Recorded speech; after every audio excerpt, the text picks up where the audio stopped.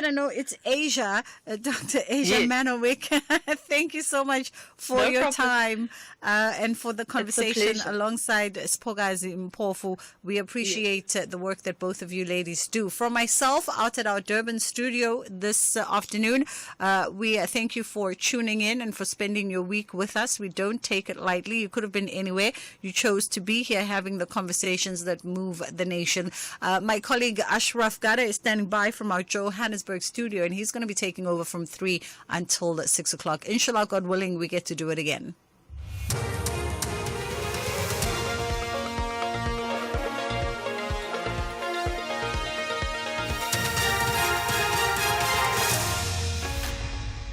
Thanks, Bridget. The top stories: another former cabinet minister dies, and the Cape Flats gangsters are sentenced for murder. A very good afternoon. We start with this news just in. Former Labour Minister Membachisi Mdladlana has died. He was 72. We'll of course have more details for you on this story in our next bulletin. The final touches are being made ahead of the start of the matric exams at public schools nationwide on Monday. In Limpopo, over 94,000 full-time and 30,000 part-time learners are expected to sit for the exams. The province attained a 79% pass rate in 2023 and is targeting 80% this year. Limpopo Premier Phophi Ramathuba. My best wishes to the class of 2024, those who will be sitting for their final exams starting 21st of October and ending 28th of November. To our churches, to liquor outlets, and also event organizers, we kindly request that you avoid hosting events during this time. Let's also avoid playing loud music and allow our learners to write and prepare for their exams without disruption. Meanwhile, the Western Cape Education Department says it hopes to recover learning time losses during COVID-19 through its Backtrack program. More than 75,000 candidates will write their senior matric exams this year in that province. Department spokesperson Brona Hammond says they're ready. There's been many programs to we had our Back on Track program, which is actually looking at COVID recovery, and so we've had our learners go through various spring schools, July school holiday programs, extra tuition on Saturdays, and so we're hoping that we have recovered some of those learning losses, and we're looking forward to the examination results when they will be released in January and hoping to see an increase. We've remained at 81% for the last 3 years. 3 men have been sentenced to life in prison in the Mitchells Plain Regional Court on the Cape Flats for a murder committed in 2020. Police say Yusuf Barodin, Arnold April and Cameron Anderson, who are members of the Fancy Boys, fatally shot Aiden Isaacs in Lentegeur. They say officers obtained numerous statements which led to the arrest of the 3 men. Police say Anderson was also sentenced to 5 years for the possession of a firearm and 1 year for the possession of ammunition. The sentences will run concurrently with his life sentence. The bail application of a 43-year-old police officer who allegedly killed 6 people for insurance claims has been postponed to the 30th of this month in the Polokwane Magistrates Court. Sergeant Rachel Kutumela appeared in court with 2 co-accused. Her daughter Flora Shokane and her sister Anna have been charged with money laundering. Kutumela allegedly claimed more than 10 million rand during her killing spree that started in 2019. Magistrate Tsivasaili Netsozozi says the bail hearing will take 3 days. With regard to accused number 2 and 3, I'm informed by the public prosecutor that their stand with regard to the fact that accused should not be granted bail, instead they should be in custody. We have agreed that this matter should be postponed to a further date, which will not only be 1 date, but more than a day. It will be the 30th and the 31st of October 2024, and as well the 1st of November 2024. Those are the dates on which this bail application will be heard. And Kenya's parliament has voted in Kithure Kindiki, a lawyer and academic, currently serving as the interior minister, as the country's new deputy president. This comes a day after the Senate impeached the former deputy Rigathi Gachagua. The BBC's Andrew Ochieng has more. Kithure Kindiki had been among the top candidates for deputy president even before elections 2 years ago. The legal scholar gained prominence in 2011 when he represented President Ruto at the International Criminal Court. Mr. Ruto was then facing charges of crimes against humanity following Kenya's bloody elections in 2007. Charges since dropped. The top story at 3 o'clock, and it's news just in. Former Labour Minister Membathisi Mdladlana has died at the age of 72. For SAFM News, Kemudupi Makhalemeli. And coming up in your sports, the Sauerbach women get exciting World Cup draw. Italy to miss World Cup after ban for abusing officials, and injured Osaka pulls out of Pan Pacific Open in Tokyo. More details at 3:30. South African Airways is expanding in the DRC. We now offer direct flights from Johannesburg to Lubumbashi, the heart of the DRC's mining hub. Our convenient arrival time allows seamless connections to key regions like Ndola and the Copper Belt, opening up new growth opportunities. Traders can benefit from our generous baggage allowance, while SAA's superior aircraft belly capacity ensures your cargo reaches most parts of Congo on the same day. Book now at flysaa.com or contact your travel agent. South African Airways, connecting Africa to the world, one flight at a time. Andile, the CEO of a multinational corporation, is driving home with his daughter. Dad, why is the tooth fairy so stingy? Stingy? Well, she makes sure everyone gets something. Does everyone at your company get something? Yes, they're covered by Old Mutual Corporate's employee benefits. Even Abdul. Of course, he gets retirement benefits. And Sisampo on that big machine. She gets group risk cover if that big machine hurts her. Wow, that's amazing, Dad. Visit oldmutual.co.za/employee benefits and go from questions to solutions for your employees with Old Mutual Corporate. Old Mutual Life Assurance Company SA Limited is a licensed FSP and life insurer. T's and C's apply. You could win big when you play Powerball and Powerball Plus for 65 million rand in total estimated jackpots this Friday. Don't delay. Play Powerball for an estimated 9 million rand and Powerball Plus for an estimated 56 million rand today. Buy your tickets now in store on nationallottery.co.za, the mobile app, cell phone banking, or simply dial *120*7529# for USSD. Panda, Pusha, play. Players must be 18 years old or play responsibly. eTuba is the proud operator of the National Lottery. The Rockets say before the sun sets in Mpumalanga, they will march out of the battlefield with a VIP access to the quarterfinals. However, the Chili Boys are not shaken. They want joy for the Eastern Cape citizens. This is the second edition of the Carlin Knockout Cup Round of 16. Fagukesi! Catch TS Galaxy FC versus Chipa United FC this Sunday, 20 October at 2:30 p.m.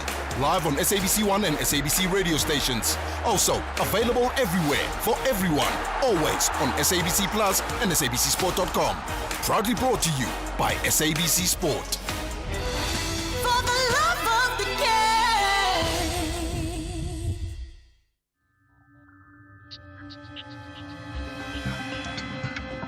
The National Pulse with Ashraf Garda on SAFM. You're listening to the National Pulse, weekdays 3 to 6 p.m. What do they say about, a week being a long time in the world? It applies to so many sectors of society. It certainly applies to politics, and it definitely applies to life as well. You may have heard about on the news now, the breaking story of the passing of the former Minister of Labour, and that's Membathisi Mdladlana. Now, remember, we chatted to him a few days ago, in fact on Monday. So he, in the conversation with him, he paid tribute to the passing to Tito Mboweni when we spoke about his passing away.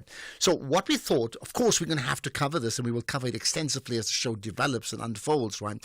But first things first, on Monday when I spoke to him, he paid tribute to Tito Mboweni, right? And in fact, we think could possibly be in certainly one of the last feature interviews that he's had, because he's now passed away 3 or 4 days later. Well, yeah, it is.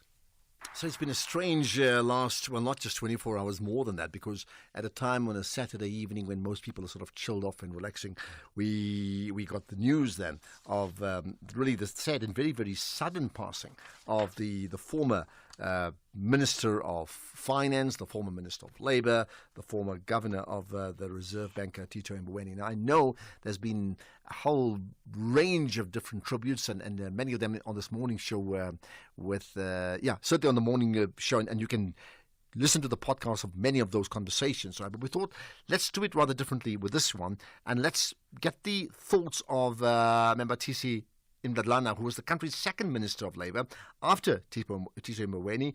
He was appointed then to the Reserve Bank, right? So we thought, let's get his perspective of what was then the former Minister of Labour. So Membatisi Ndladlana, I appreciate your time, and thanks for joining us on really what is a very, very sad period, a period of reflection for many of us. Yeah, you're quite right, because Tito's death indeed came as a shock to a number of us, because I didn't even know that he has an illness of whatever nature, and suddenly you hear that he died of a short illness. I suppose these things happen as we age. I agree with those who say he was part of a rare breed of leaders within the African national comrades, because he's one of those comrades who were architects of the new South African, especially the labor law structures like NEDLEC, because I found him there, and that they proudly shaped those policies that we currently have in the country. You say he was sort of very much set apart compared to many of the other comrades within the ANC. What is it that did set him apart? Well, I was laughing listening to Comrade Vavidi the other day, and I was saying to myself when he was saying in many instances you talk to Tito, consult him, and you end up not agreeing with him, because Tito was tinged with some little bit of arrogance, if I may say it that way, because you would talk to him and think that he is actually listening to you and he will give in, but Tito is just another character. I remember an argument about shoes. When one journalist just picked on Tito's shoes, that they are big, and indeed they were big, and they're still big. And then he says to me, but are you going to fit in these shoes? And it was quite miraculous to me that he actually pointed at the shoes. And I looked at them, and I realized, damn, these shoes are huge. How am I going to fit in those shoes? Then I laughed, and I said, you know what? I never actually wore shoes, because I used to wear my dad's shoes that were huge. And the trick was at the time just to put newspapers in front there so that at least the shoe can fit. And the disgraceful part was when you are going to play, because I used to like playing, you have to take off the shoes. And what other students would do, then look at the shoes, smell them, and then they see the newspapers. Why are you putting newspapers? It's because the shoes can't fit. So I made that joke. I said, no, I will be able to do the work and just put newspapers in front of those shoes and move on. Well, something unique there, absolutely. Let's talk about his role specifically in the labor space, right? And ignoring, as the Reserve Bank governor and in finance, right? How would you evaluate the contribution that he's made in the labor space? Well, it is difficult, of course, but Tito, in as far as the ANC is concerned, he was my senior. I can gladly say that. Not by age, but by the fact that they were in the NEC. Those days we used to respect comrades who were in the National Executive Committee. And besides, the fact that they went to exile, and to some of us, it was like they learned a lot of things in exile, even more than us. Not all of us went to exile, by the way. I'm one of those who remained in the country in the dust here. Mm-hmm. But we respected those comrades because you could see the commitment, you could see their role in developing the policies of the African National Congress. Tito had a bit of arrogance sometimes, you think you've convinced him, and later you discover, I've done absolutely nothing. I still need to go back and convince this guy. But I didn't need him anyway, because I was appointed as a Minister of Labour in 1999 by President Mandela, and I had good leaders, with President Mandela and President Thabo Mbeki, because I spent a lot of time with them. You can't believe that I was informed around about January, February that I'm going to be a Minister of Labour. And yet I was only officially appointed in July on the day of the birthday of Mandela as the minister. My goodness, yeah, wow. What about, in terms of Tito Mbowene's role in terms of labour reforms? I mean, what can you tell us? What stands out for you there? Well, Tito was very particular and very professional, if you like. But I don't know if I can say this. One thing I used to observe about him, there was a little bit of being a coward, because sometimes you must face issues, and it's rough out there, especially in labor. It's not a laughing matter to be a minister of labor. I've been there for 12 years. It was quite difficult, and you have to change yourself with a bit of rough room also. Otherwise, you won't survive. I mean, I had guys like John Gomomo, Mbazima, and Vavi. Combine those and put them in one room. Oh my God! I can just imagine. Therefore, upon reflection now, I mean, if you were to, describe Tito Mbowene's legacy, but just in just one line, what would you say? Well, I would say Tito was a minister and a half, if you like, because I learned a lot from him. Utito. I thought he was very old because he had this white hair long time ago. I thought this guy is very old, and later I discovered that he's not as old as I am. And some of us, as soon as you pick that up, you want to know immediately, when did he go to circumcision? And if he went to circumcision after you, then damn, man, you quickly say to him, hey, my boy, be careful, respect me. Wow. But I'm telling you, Chief, we have lost a comrade there. We've lost a combatant. We've lost a cadre in Tito Mbowene. A man who would not hide his views. Tito would express himself. And If you don't like it, you don't like it.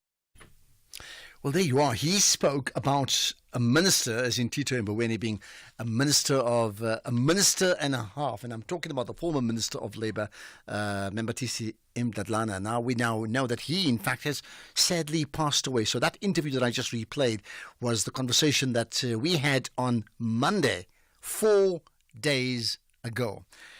We now have Zwelinzima Vavi on the line. Appreciate you giving off your time at a rather strange, sad, bizarre moment, isn't it?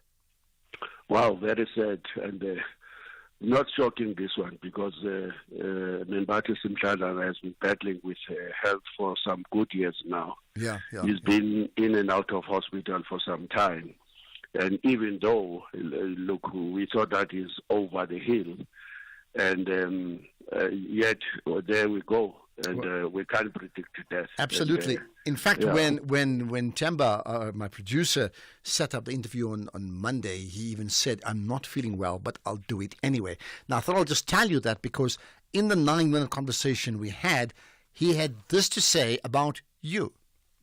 Well, I was laughing listening to Comrade Vavi the other day, and I was saying to myself when he was saying in many instances you talk to Tito, consult him, and you end up not agreeing with him because Tito was tinged with some little bit of arrogance, if I may say it that way, because you talk to him and think that he is actually listening to you and he will give in, but Tito is just another character. Well, there you are. Isn't it amazing, Zwelinzima Vavi, that he referred to you again like 4 days ago? Yeah, look, we had a great relationship. This is a former unionist. This is the founding president of SATU that we know today. Yeah.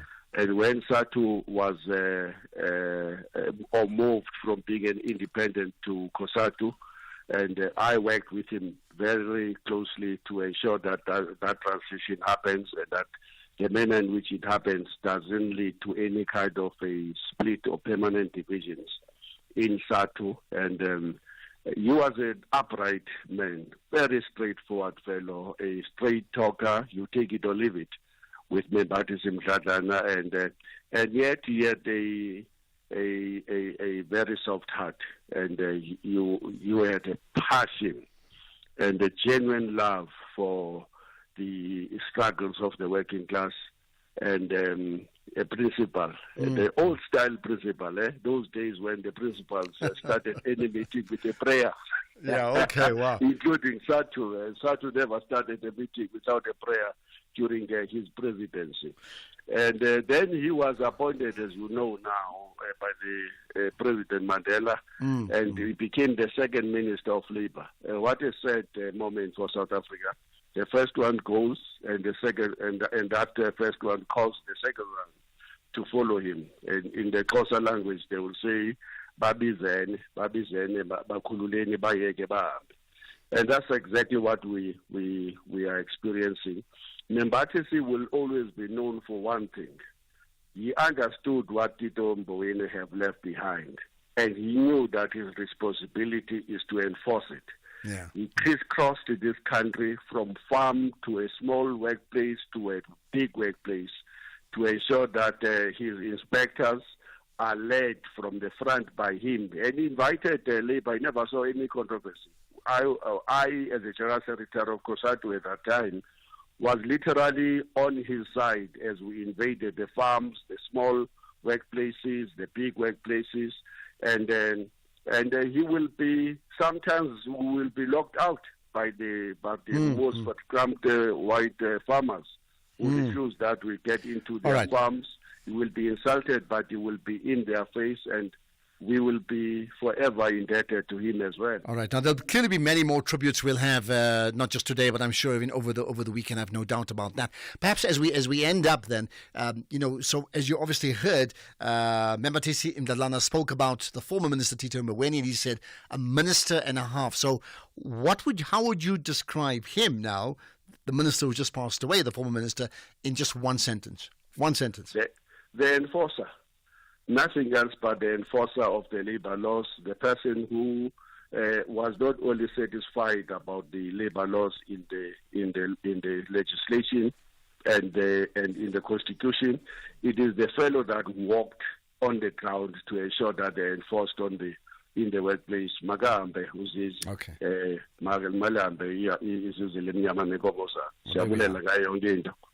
There we are, the enforcers. Well, Nzima Vavi, appreciate you giving your time, talking to us about the really sad passing away of the former Minister of Labour, Membatisi Mdladlana, just a few days after we last spoke to him on the Monday. So, the enforcer.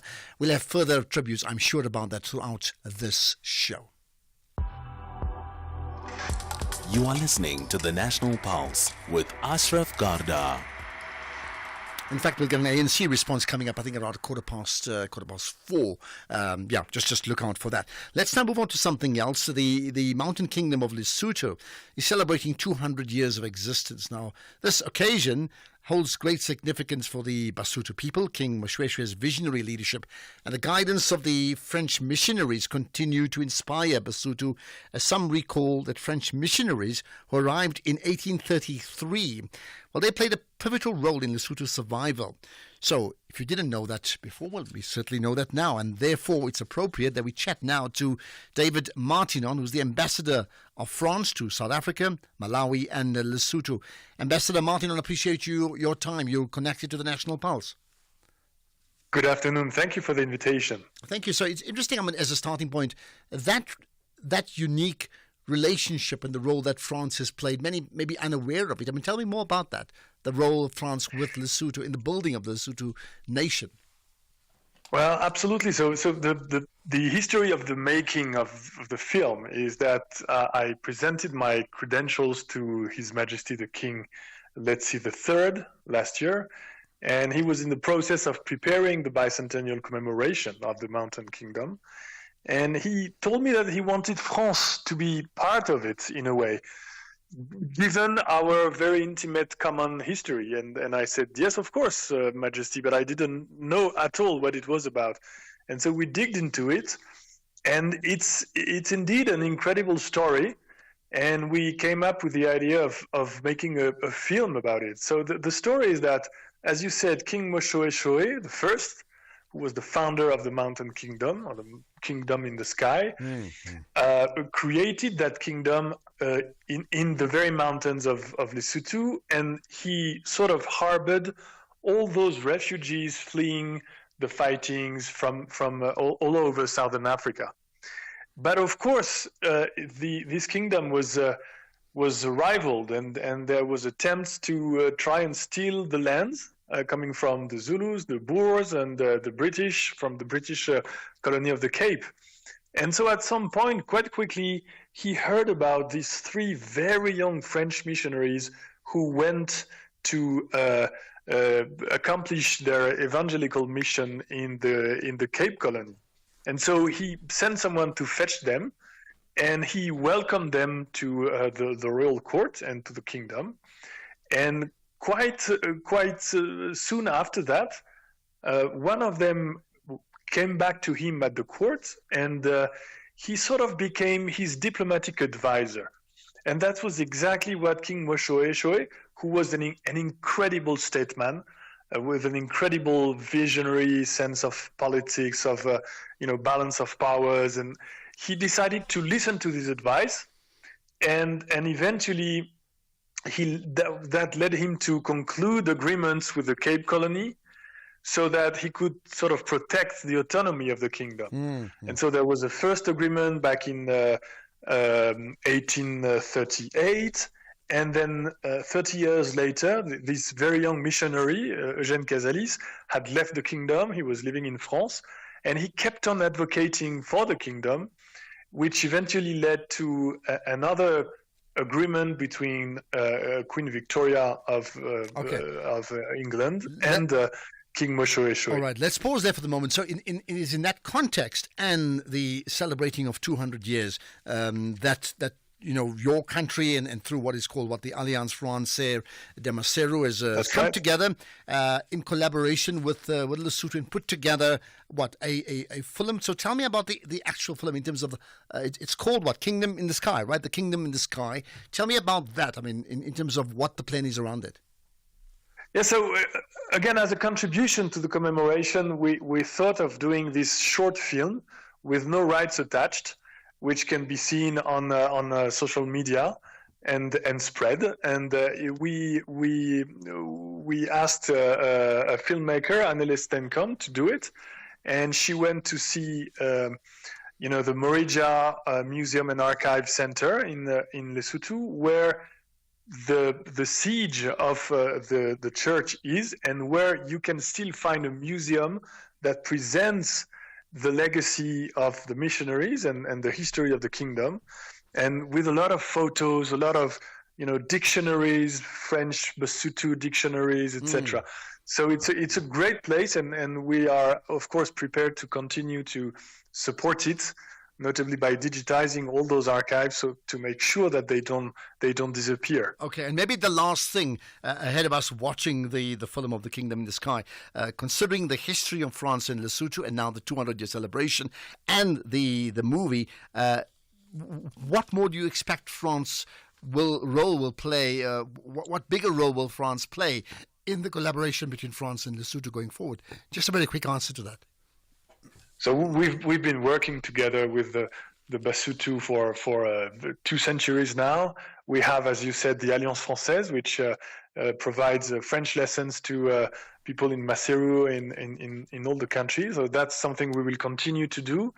But again, since this story is a fantastic story, we believe that there are great stories to be told to Southern Africa and to the world, and so we will keep on supporting and mentoring and training young entrepreneurial, young cultural entrepreneurs from Lesotho, notably. Okay. So that's really what we want to do. And that's where we'll leave it. Appreciate your time and best wishes with the launch of The Kingdom in the Sky. That's David Martinor, the Ambassador of France to South Africa, Malawi and Lesotho on this occasion, celebrating the 200 years of existence of The Kingdom of Lesotho. Let's get the news headlines. Here's Madupi.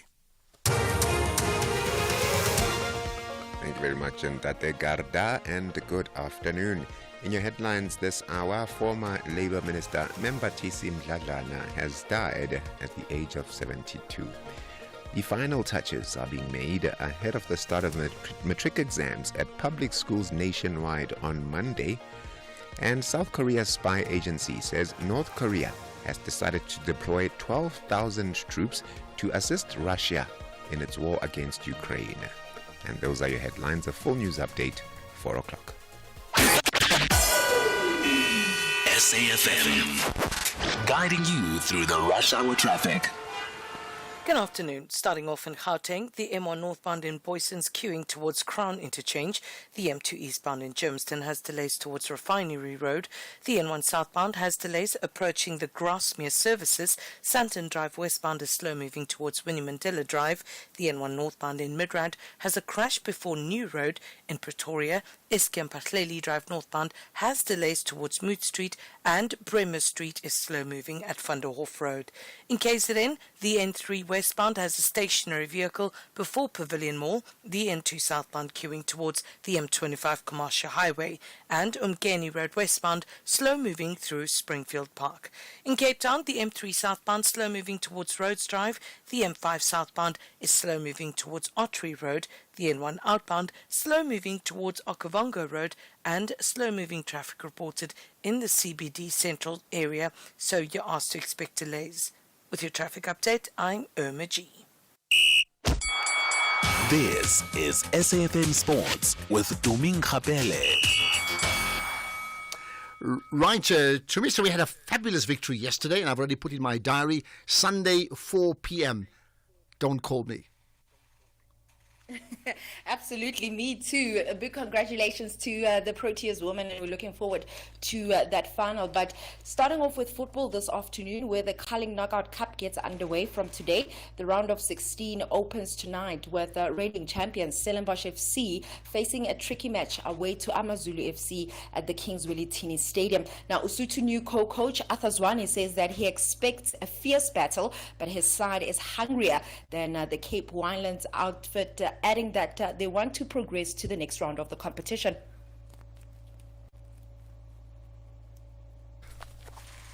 I expect nothing less than war from their side. When you look at them, their game model, they play, high tempo from the first whistle, to the last. And even if you take them to extra time, they are still physically, their tactical endurance is second to none. So that is what I'm saying. It's going to be a war, for our boys, war for them as well, because they are the defending champions. And so it's not going to be an easy one. It's definitely not going to be an easy one. But yeah, we are equal to the task. We should be ready come Friday, and mentally and physically. Well, there's other fixtures to look forward to. Tomorrow features Polokwane City hosting Marumo Gallants. MTN 8 champions Orlando Pirates will back themselves to beat Magesi FC in Soweto, as will Mamelodi Sundowns in their clash against Golden Arrows at the Lucas Moripe Stadium, while Cape Town City and Royal AM will likely have a tight clash in their meeting at the Athlone Stadium. Then on Sunday afternoon, it sees TS Galaxy welcome Chipa United to the Mbombela Stadium before the round is completed at the Kings Welithini Stadium with a match between Richards Bay and Skukunya United. Then Bayern Munich coach Vincent Kompany says that no major changes are needed. This is despite his side failing to record a win in their last 3 games. Now, the Bavarians topped the Bundesliga league on 14 points ahead of the RB Leipzig on goal difference, and will look to protect their slim lead when they host inform VfB Stuttgart on Saturday. Moving on to rugby, the Springbok women have been grouped with France, Italy and Brazil in Pool D for the next year's Rugby World Cup in England. Now, South Africa, who are ranked 12th, are third highest ranked team in the group, with France and Italy ranked above them, and Brazil sitting 42nd. Meanwhile, the Sharks team to play Glasgow Warriors at Kings Park tomorrow has been bolstered by the return of a number of Springboks for this first United Rugby Championship home game of the campaign. 5 Springbok forwards, including a Springbok front row, and 3 more in the backline, underline the threat of the Durban side as they hope to impose on their Scottish visitors, who are the URC defending champions. Oxen Che, Bongi Bonambi and Vincent Goch form all international front row, with the most capped ever Bok Eben Etzebeth packing in behind them, where he partners with Emil van Heerden in the second row, and Etzebeth will also captain the side. Anything's off with tennis. 4-time Grand Slam champion Naomi Osaka of Japan pulled out of next week's Pan Pacific Open in Tokyo because of a back injury. Now, the former world number 1 has been sidelined since she retired from her last 16 match at the China Open against eventual champion Coco Gauff at the start of the month. She then pulled out of this week's Japan Open in Osaka. With that said, it's a wrap from my side for now. I'll have more in the next hour. Thanks for that, Tumi. Yes, absolutely. We'll talk lots more about some of the big sporting issues, but that coming up 1 hour from now. And we went on a water safari, and Mum spotted a hippo, and it said, "Grrr." There is a place where you can see wonder and the wild, with breathtaking scenery and endless landscapes. Enjoy good food and embrace great taste. And the next day we went to the Reed Dance. I saw the maidens handing over reeds to the mighty Zulu king, and the Zulu warriors chanting, "Baye!" Explore all this and more in the magical Zulu Kingdom.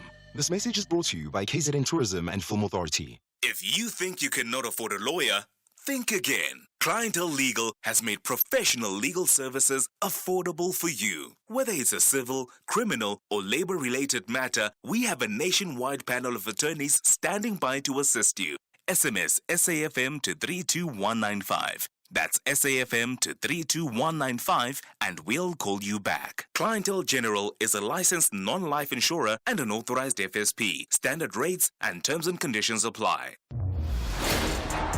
The Rockets say before the sun sets in Mpumalanga, they will march out of the battlefield with a VIP access to the quarterfinals. However, the Chili Boys are not shaken. They want joy for the Eastern Cape citizens. This is the second edition of the Carlin Knockout Cup Round of 16. Fagukesi! Catch TS Galaxy FC versus Chipa United FC this Sunday, 20 October at 2:30 p.m. Live on SABC1 and SABC radio stations. Also available everywhere for everyone. Always on SABC Plus and SABCSport.com. Proudly brought to you by SABC Sport. For the love of the game.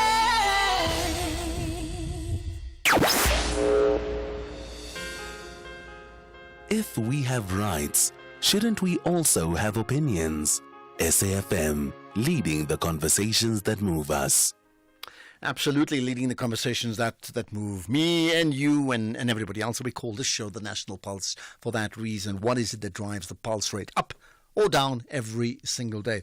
Well, in this case, the sad news of the passing of Membatisi Ndladlana certainly will feature extensively on the show. More to come. By the way, we have this Friday feature and we speak to the fireside chat. We speak to, it's unusual because we normally have one person for 50 minutes. We speak to two people, and that's very unusual. I'll tell you who they are just now. They are related, so you can work them out. We'll speak to them after 5 o'clock, right? Okay, Martin Meyer, the MEC for Public Works and Infrastructure in KwaZulu-Natal, is my guest coming up shortly. But what about you? Any comments, any thoughts on the passing of the former Labour Minister? I mean, there's now two former Labour ministers that have passed away in a short period of time. To call in 086 000 2032. I'll take your calls on that. To WhatsApp, text or voice notes 0614 104 107. Let's hear what you have to say. Ashraf Butigodlo from Tawing in Likale Machonisa. I will remember the former minister Membatisi Mdladlana as an active minister who was always there whenever the unions wants him. He was putting the interest of the workers first. I will remember him with a Xhosa that he was speaking, a deep Xhosa that he was speaking. I believe that wherever he may be, God will shine upon him and he will rest in peace. I thank you. Wow, that's a beautiful tribute. More tributes are most welcome as we just focus specifically for now on the passing of the former Minister of Labour, Membatisi Ndladlana, who I had spoken to in a conversation on Monday when he paid tribute to Tito Mboweni. The world changes very, very quickly, isn't it? Good afternoon, Ashraf. You're speaking to Sfiso SCP in Durban. Ashraf, it's sad when people like Tito Mboweni, Membatisi Ndladlana pass on. Those people who never been implicated in a wrongdoing. People like this, we need them in this country. There are people that will never even cry if they move, they pass away. But there are people like Tito Mboweni, like Membatisi Ndladlana. You can see that, these people, they are needed in this country. But those who steal for the country, yes, we can cry because they are human. But Tito and the Membatisi, they fought for this country. They love this country. They never steal for the poor people who pay their tax. Thank you. All right, I hear that. I mean, the reality, and speaking outside the issues of the morality of people, I mean, people are going to die, whether they are rock solid, whether they are absolute assets to a community, to the labor movement, to the country. Nobody's going to be here forever. And I think we need to understand that. I have an analogy that I often use, and maybe I'll use that just now. All right, if you want to call in on that issue, you certainly can. Pay tribute to the former Minister of Labour, Membatisi Ndladlana, 086 000 2032. Let's get another voice note on name change issues. Ashraf, it's Mrs. Slope here in Umzimkhulu. I know I'm late. It was yesterday's topic, the name changes. The name changes are important, but not urgent. There are more urgent things. We've still got learners that cannot go to school when it rains because there are no bridges. There are pit latrine toilets. There are mud schools. To me, those are our priority rather than changing the names.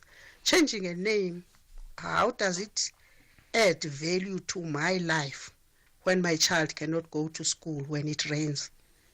Secondly, take Craddock, for instance. Craddock is going to change its name. And what about the history of the Craddock Four? Where are they going to fall now when there is going to be no Craddock?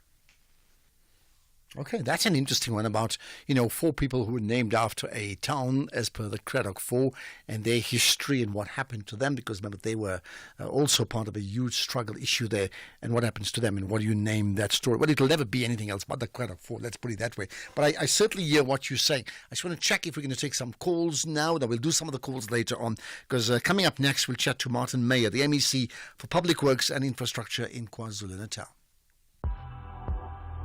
The National Pulse with Ashraf Garda. Weekdays, 3 to 6 p.m. Well, it certainly seems like everybody's been having their 100 days, from the 100 days of the GNU to the 200 days with no load shedding. The world is always about targets here, isn't it? And that applies in many ways also to Martin Meyer, about his 100 days in office and his hopes and what he hopes to achieve, certainly in this period, right? So we talk to him now. Also, ahead of the upcoming 2-day Build KZN Better conference, which will take place next month. But we thought what we'll do is he's in studio. We'll pick his brains about some of the key issues that affects his region and what does he see about it and how is he tackling it and what is his vision for that. So, Martin Meyer, MEC for Public Works and Infrastructure in KwaZulu-Natal. Really appreciate you giving up your time and thanks for joining us in studio. You are now well connected to the National Pulse. Thank you so much, and thank you for having me. Thank you. So I thought let's run. First of all, what's your own assessment of 100 days in office? So it's been quite a wild ride, a bit of a roller coaster, but luckily I like roller coasters. Yes, I mean, I never imagined. I got the phone call at 5 o'clock on the Tuesday that the next day I'll be sworn in as the MEC for Public Works and Infrastructure. I didn't see that coming. And that after the election where, no party got an outright majority in KwaZulu-Natal and the 4-party government of unity was formed. I often tell this story. The first thing that happened to me is I left the stage after being sworn in, and a well-dressed gentleman came to me and he said to me, he's the head of my department and he has to inform me that we're broke. And that was a great start. That's the first day. That's the first day. That's the first thing he said to me. And that was a wonderful start. But at least I knew it could only get better from there. So, yes. What did you tell him? Oh, I thought he was joking until the next day I got to office and he actually put the statements in front of me and I realized... I did think you should ask him why you're so well dressed in that case. Yeah. Indeed. But yeah, so it's been a bit of some time, finding out exactly where the problems are. I realized that, coming from opposition, I served in opposition in the legislature for 5 years, that things were in many cases far worse than we thought. But on the other side, there were also things that were actually better than we thought. Officials that really wanted to work, systems that are in place.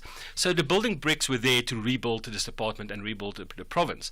But it was really just changing my own mindset as well, from opposition to government, realizing that opposition is easy and government is a bit harder, and then building those relationships with the department and outside groups and then just staying motivated. All right, I'll go through some of the key issues, but firstly you said you never expected this.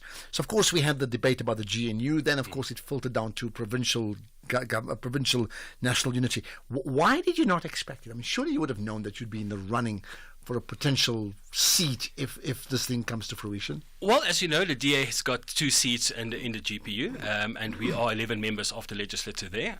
I've most certainly, it's not something I put my hand up and say, yes, pick me. It was quite a surprise when I got the call first from our party provincial leader, the Honourable Francois Rogers, and then from the Premier. I mean, we did know by that time that negotiations were going well and the GPU would happen. And remember, the GPU was a few weeks before the GNU actually. KwaZulu-Natal was ahead of the curve, as we sometimes are. But yeah, I didn't expect it to happen. It's not something you even, I think, really expect to happen if you come from an opposition party like the Democratic Alliance. But as always, I'm here to serve the people of KwaZulu-Natal in whichever form that serving the people takes. Okay, and you made the point about this mindset change about being in opposition to now effectively being in government. Yeah. How did you tackle that mindset change? Well, I mean, I say one of the journalists pointed out to me on the first week that I still used, when I gave my email, I said .org.za instead of .gov.za. And he's like, no, you're in government now. You're no longer in opposition.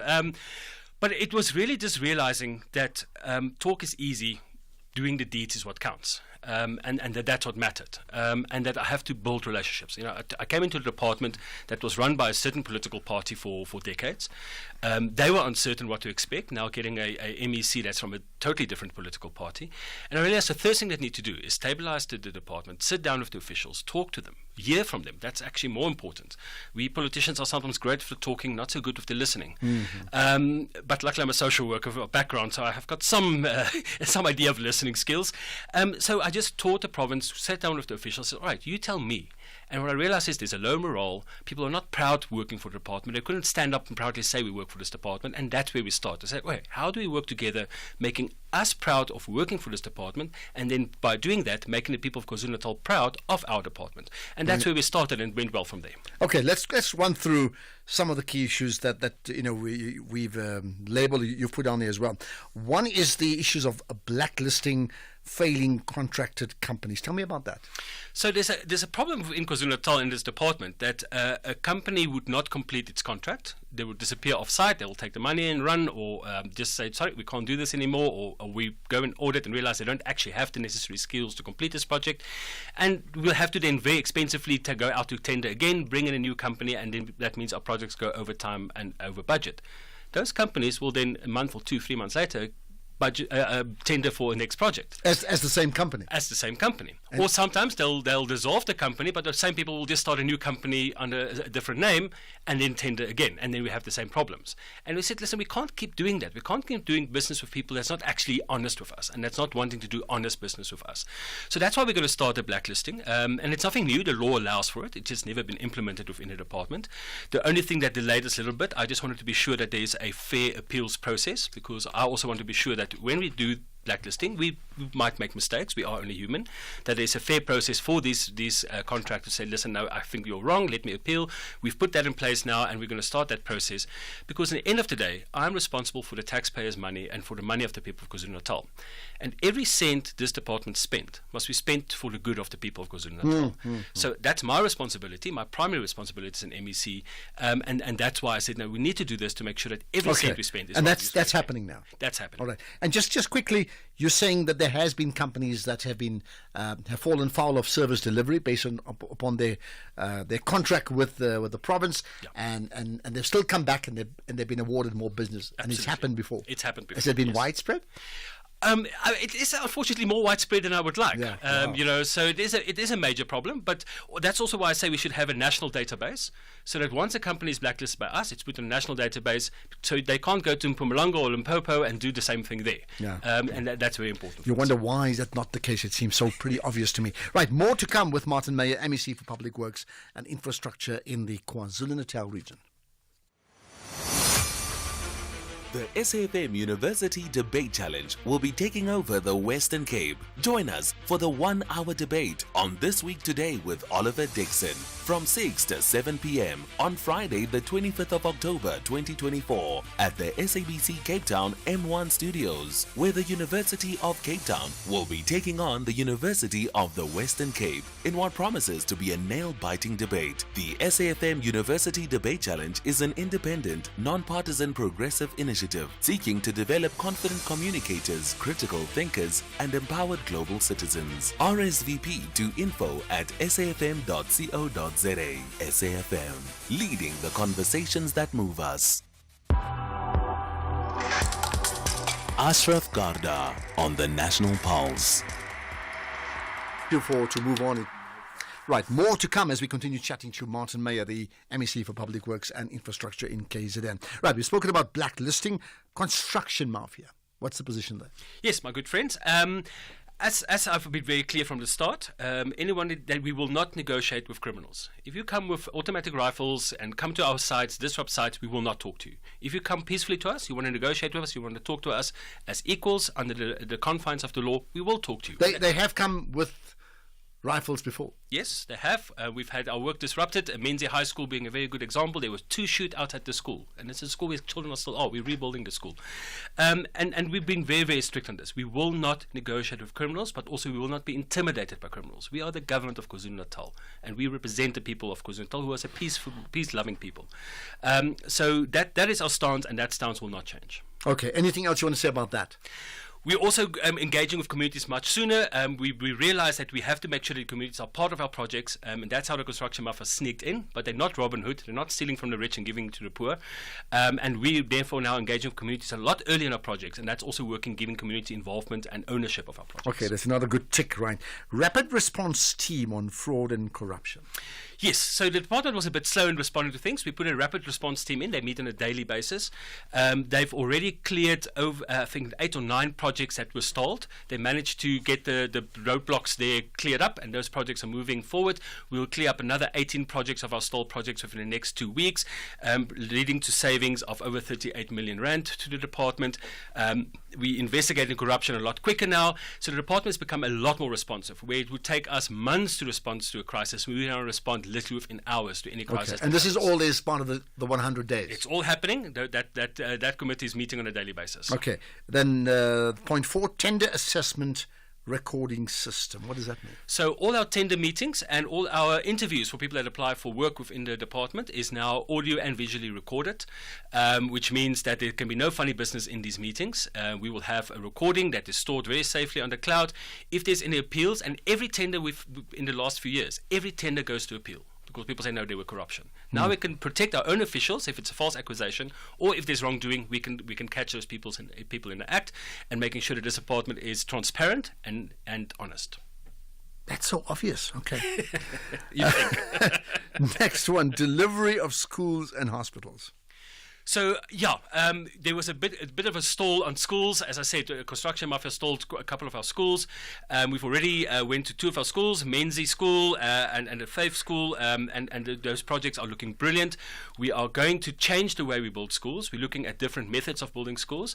Our major challenge, of course, is that KZN is on the forefront of the challenges of climate change. Much of our infrastructure, including schools, have been destroyed over the last 3 years. We can't rebuild as was, because that means they will just keep being destroyed. So we are now furiously looking at better methods of building climate resilient infrastructure, schools, hospital and clinics. And that makes sense, because I mean, clearly you're right, climate change has had an impact, absolutely. What about hijacked buildings? Hijacked buildings, and you refer to our conference, and that's going to be part of our conference on the 18th and 19th of November, the Build KZN Better conference. We did a full audit, or we're busy with a full audit of all properties that the government owns within the province. We've already found a few, I can't give the exact number yet because the audit's only 80% complete, but we already found buildings that we didn't know we own, which is shocking. Okay. So there's been no proper database? It has been properly kept. Or an inventory. Yeah. The law says it must be, but it wasn't properly kept. So we're now doing a full audit, and then we balance it out to the courts and all the other records that exist. And then we're going to sit in this conference and say, okay, what do we do with these buildings? Because if a building that belongs to this department doesn't serve the people of KwaZulu-Natal, we shouldn't own it. Then we should look at different users. We spent over R1 billion a year on leases while we own buildings. Why are we leasing offices for government departments if we actually own buildings that's standing empty? So we're going to move government departments back into our own buildings, fix those buildings up. We're going to bring NGOs into buildings that is not being used currently. And if we really don't need a building, then we're going to bring in private partnerships through PPPs, and we're going to say, how can we make this building better, fix it up, and make it to serve the people of KwaZulu-Natal? Okay, but for now, are you saying that there are provincial-owned buildings that have been hijacked? And if they've been hijacked, who has hijacked them? So it mostly turns slums. eThekwini's inner city area is probably one of the major areas. I think a famous example is the West Point building that is right at the harbour entrance. It's the first thing that the people that come visit us on a cruise ship sees, and it's this horrible building, and it belongs to our department. We had negotiations with eThekwini. They said they have plans, they have money for that building. We've handed that building over to eThekwini now. It's now going to be their property, and we're going to assist them in changing that into a social housing project. The Palm Beach Hotel, this department owns a derelict hotel for some reason. That we're now bringing private partnerships in. We've cleared that building out, and we're going to go forward with that. We're in court with a couple of cases of evictions where people are illegally in our buildings, and we are going through the legal court processes to say, listen, we don't want to just kick people out, but also we can't just have buildings that's hijacked. So we are in court dealing with a couple of those cases, and there's a lot of good forward movement on that. Okay, then what about wasteful expenditure? Yes, government's unfortunate old problem, and that's also part of the rapid response team. Wasteful expenditure we looked at. We're currently looking at, for instance, we found a situation, where people will leave the department and their cell phone contracts are never cancelled, and they would be 3-4 years out of employment, but we still pay for the cell phones. And that's just, it might not sound like a lot of money. But it sounds crazy that this can be the case. It is crazy. It is absolutely crazy. Another example of wasteful expenditure is when every year when the budget is presented, it's printed on glossy booklets and there's goodie bags. And I said, no, none of that. We're just going to print it on normal A4 paper, staple it, give it to the people in the legislature. No goodie bags, nothing like that. And my budget speech cost 320 Rand. I asked him, what did the previous budget speech for the department cost in the previous year? 320,000 Rand. And I'm not exaggerating. We cut it from 320,000 Rand to 320 Rand. All right, we've got about a minute to go, and that sounds like a minute in the life of a politician, right? What going forward? What besides what you've just told me now? What for you are your next biggest concerns? So obviously we also need to look after the rural areas of KwaZulu-Natal, which has been underdeveloped. Budgetary concerns is a major problem for us. Our budget has been slashed severely from the national pot that we get. But we're looking at finding ways that we can restart projects. And there's a wonderful project that we will invite you to, Ashraf, in Nongoma, where the Redance happens. It's a beautiful building that we are busy building that will activate tourism in the province. But the main thing is, public works needs to work for the public, and that's going to be my focus for the rest of the time going forward. Okay, here's the last one. We know that before your time, the former Premier Nomusa Dube announced the plans to build a new palace for the king, right? Yeah. What's your position on that? That is currently with Cabinet. Cabinet is discussing the pros and the cons and the cost of it. We have to also consider the fact that we have a major deficit in our budget within KwaZulu-Natal, but we also have to consider that the king is also a major part of our province and plays a major role, and we have to be who will make that call finally? It will be a decision of Cabinet and the legislature together. It's a decision of the GPU. Won't be any one person that will make it, and we already started that discussion, and I think there's a lot of fruitful discussions going forward. And I think we cannot underestimate the major role His Majesty plays in our province, but we also need to look at the land that he owns. How can we make that profitable? How can we also help him by all the properties that falls under the Royal Trust and Kumyama Trust? And we will play a role in that, helping the royal household making that land. All I can tell you, Martin Meyer, your last answer tells me you are a politician, and there's nothing wrong in that. Martin Meyer, MEC for Public Works and Infrastructure in the KwaZulu-Natal province. Much appreciate your giving of your time. We look forward to the next 100 days and see what comes out of that as well. Let's get the news now. It's 4 o'clock. Here's Madupi.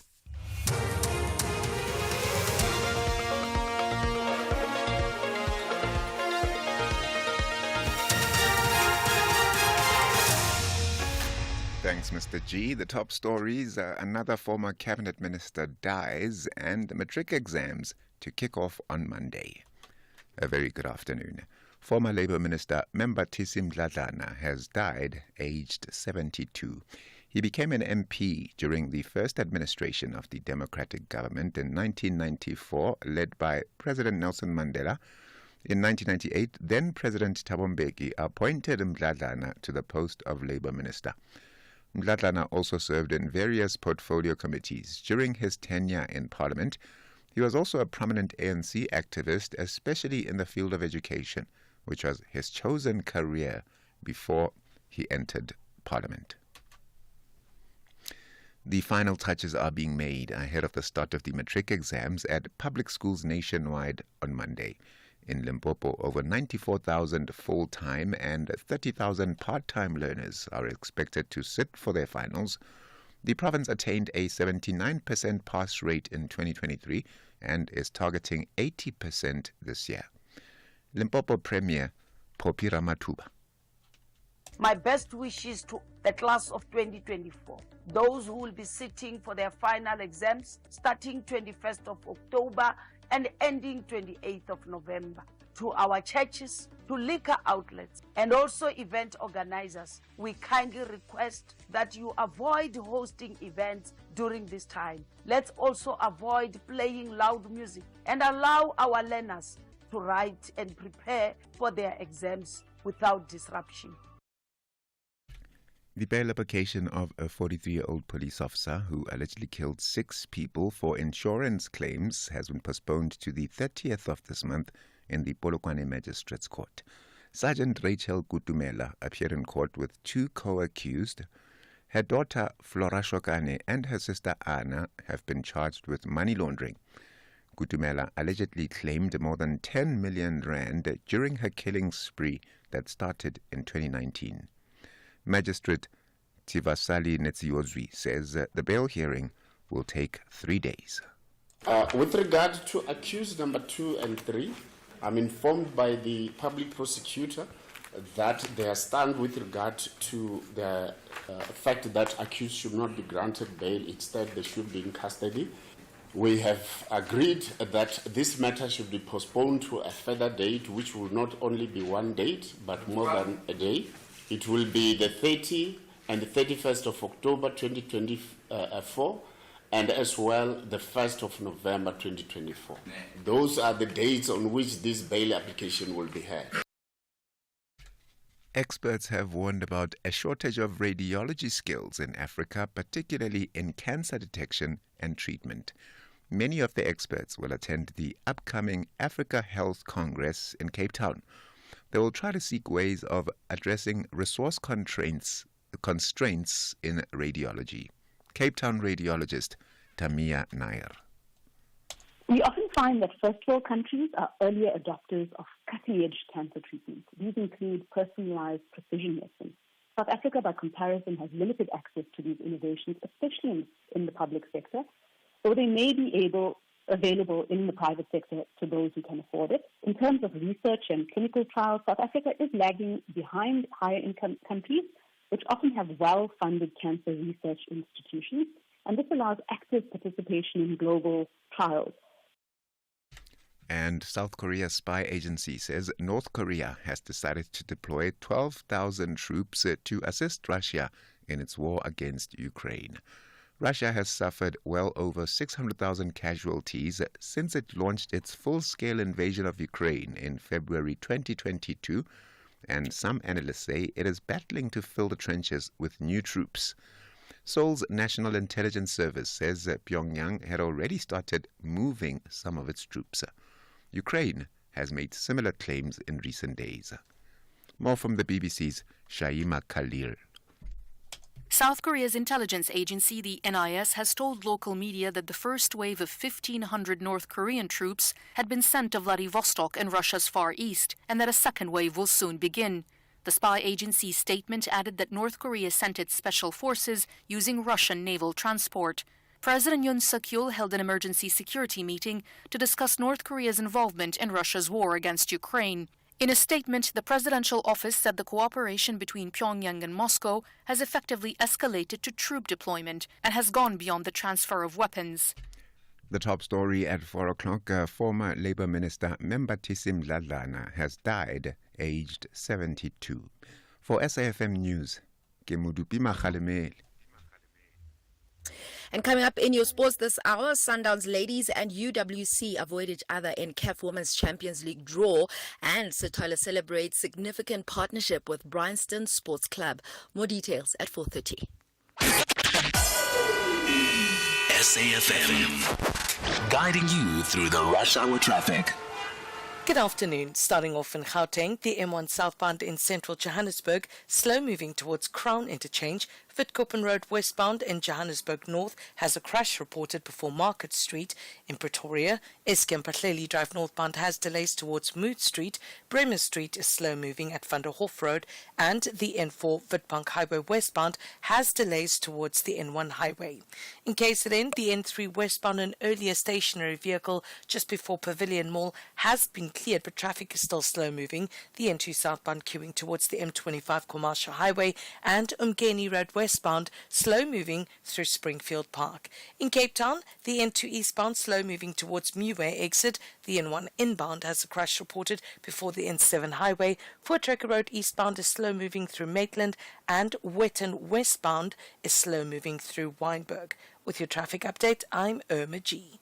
Fizzy drinks and fruit juices are making our kids sick. Sugar is dumped into their bodies with every sip, leading to obesity, heart disease, and diabetes as they get older. We need to protect our kids from all sugary drinks. Demand a stronger health promotion levy now. Sign the petition on healer.org. That's HEALA.org. You could win big when you play Powerball and Powerball Plus for 65 million rand in total estimated jackpots this Friday. Don't delay. Play Powerball for an estimated 9 million rand and Powerball Plus for an estimated 56 million rand today. Buy your tickets now in store on nationallottery.co.za, the mobile app, cell phone banking, or simply dial *120*7529# for USSD. Panda, Pusha, play. Players must be 18 years old or play responsibly. eTuba is the proud operator of the National Lottery. If you think you cannot afford a lawyer, think again. Clientele Legal has made professional legal services affordable for you. Whether it's a civil, criminal, or labor-related matter, we have a nationwide panel of attorneys standing by to assist you. SMS SAFM to 32195. That's SAFM to 32195 and we'll call you back. Clientele General is a licensed non-life insurer and an authorized FSP. Standard rates and terms and conditions apply. After an impressive run in their first 5 matches of the 2024-25 season, collecting 18 points each, both La Rochelle and Bordeaux-Bègles are pumped up with high energy and eagerness to elevate their winning mentality to the highest level. Witness the collision of two giants, the top 14 rugby contest between La Rochelle and Union Bordeaux-Bègles on Sunday, 20 October at 9 p.m. Live on SABC Sport on DTT Channel 4. Also available everywhere for everyone, always on SABC Plus and SABCSport.com. Proudly brought to you by SABC Sport. For the love of the game.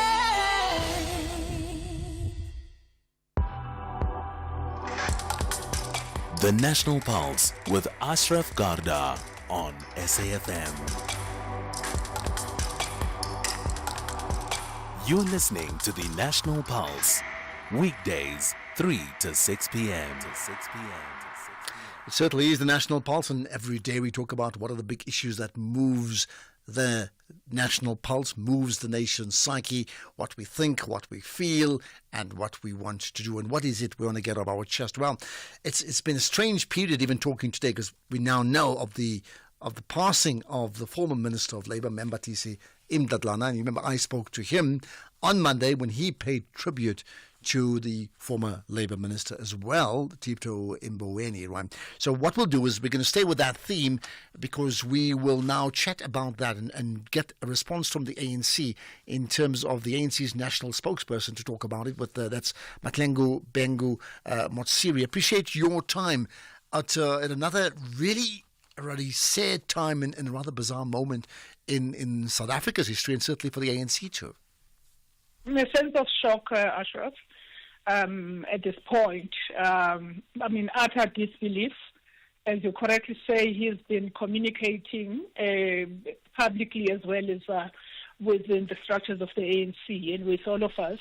And so it is really with that kind of shock that we are speaking to the listeners, speaking about a great person, a humble soul, relatable, pretty much the same as his mate, because they were mates in many respects, him and Tito Mboweni. Mm-hmm. And so it really is sad. We're talking here about somebody that was at the center, right and center of the construction of a democratic education system in South Africa, having been himself an educationist, but also having been one of the founder members and the first president of the South African Democratic Teachers Union. We would know him, some of us who were young at that stage, as young activists. We would also remember him as somebody that was part of those that set up what was known as the National Education Coordinating Crisis Committee, which was then converted or transformed into a National Education Coordinating Committee, envisaging various policies that will govern South Africa upon the attainment of democracy. So he was part of the architecture of the new democratic order. Went on, of course, to be the Minister of Labour, as well as South Africa's ambassador to Canada. He had obviously held many other roles. I'm just highlighting those a few. So this is somebody who leaves behind a very rich and solid legacy quite down to earth and very much of a person who came from the rural upbringing and carried all of those values until the end of his life. Okay. In terms of, so last week, well on Monday, not last week, on Monday when he spoke about Tito Mboweni, he described Tito Mboweni as a minister and a half. I chatted to Zwelinzima Vavi a few minutes ago and he described Membathisi Mdladlana as the enforcer, because he always got things done. Would you concur with that? Yes, absolutely. Had that determination and the decisiveness to take a decision that has been taken to ensure that it is implemented, both within the party, in the education structures of the party, as well as in government. He wasn't known for indecisiveness by any stretch if you look at his role in government. So I would definitely agree with that kind of characterization. And of course, Elizabeth Vavi would know him intimately as well, having worked having worked very closely in the trade union movement. Yeah, absolutely. What therefore, you speak about his legacy, but more than that, what do you think would be the greatest impact he's made? I would think that the greatest impact is the fact that also he was multidimensional. If you look at having been central in the transformation of the apartheid labor market, I think given the work that he did in enforcing various pieces of legislation, such as the Labour Relations Act, the Basic Conditions of Employment Act, and all other transformative legislation, but bringing those to bear in the actual workplace, for me, that stands out as one of his indelible contributions. And of course, he acquitted himself excellently as our first diplomat in Canada. Which is quite interesting, considering I've just come back from Canada like a week ago, so very much in my mind, right? What can you tell us? I mean, I know he was ill. Unlike Tito Mboweni, where the story was he was ill for just 2 weeks, we know that Membathisi Mdladlana was ill and was in hospital, and Vavi confirmed that. But also the fact that when we spoke to him on Monday, it was very clear, right?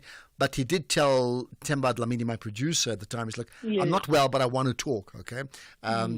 How much do you know? I mean, how ill has he been?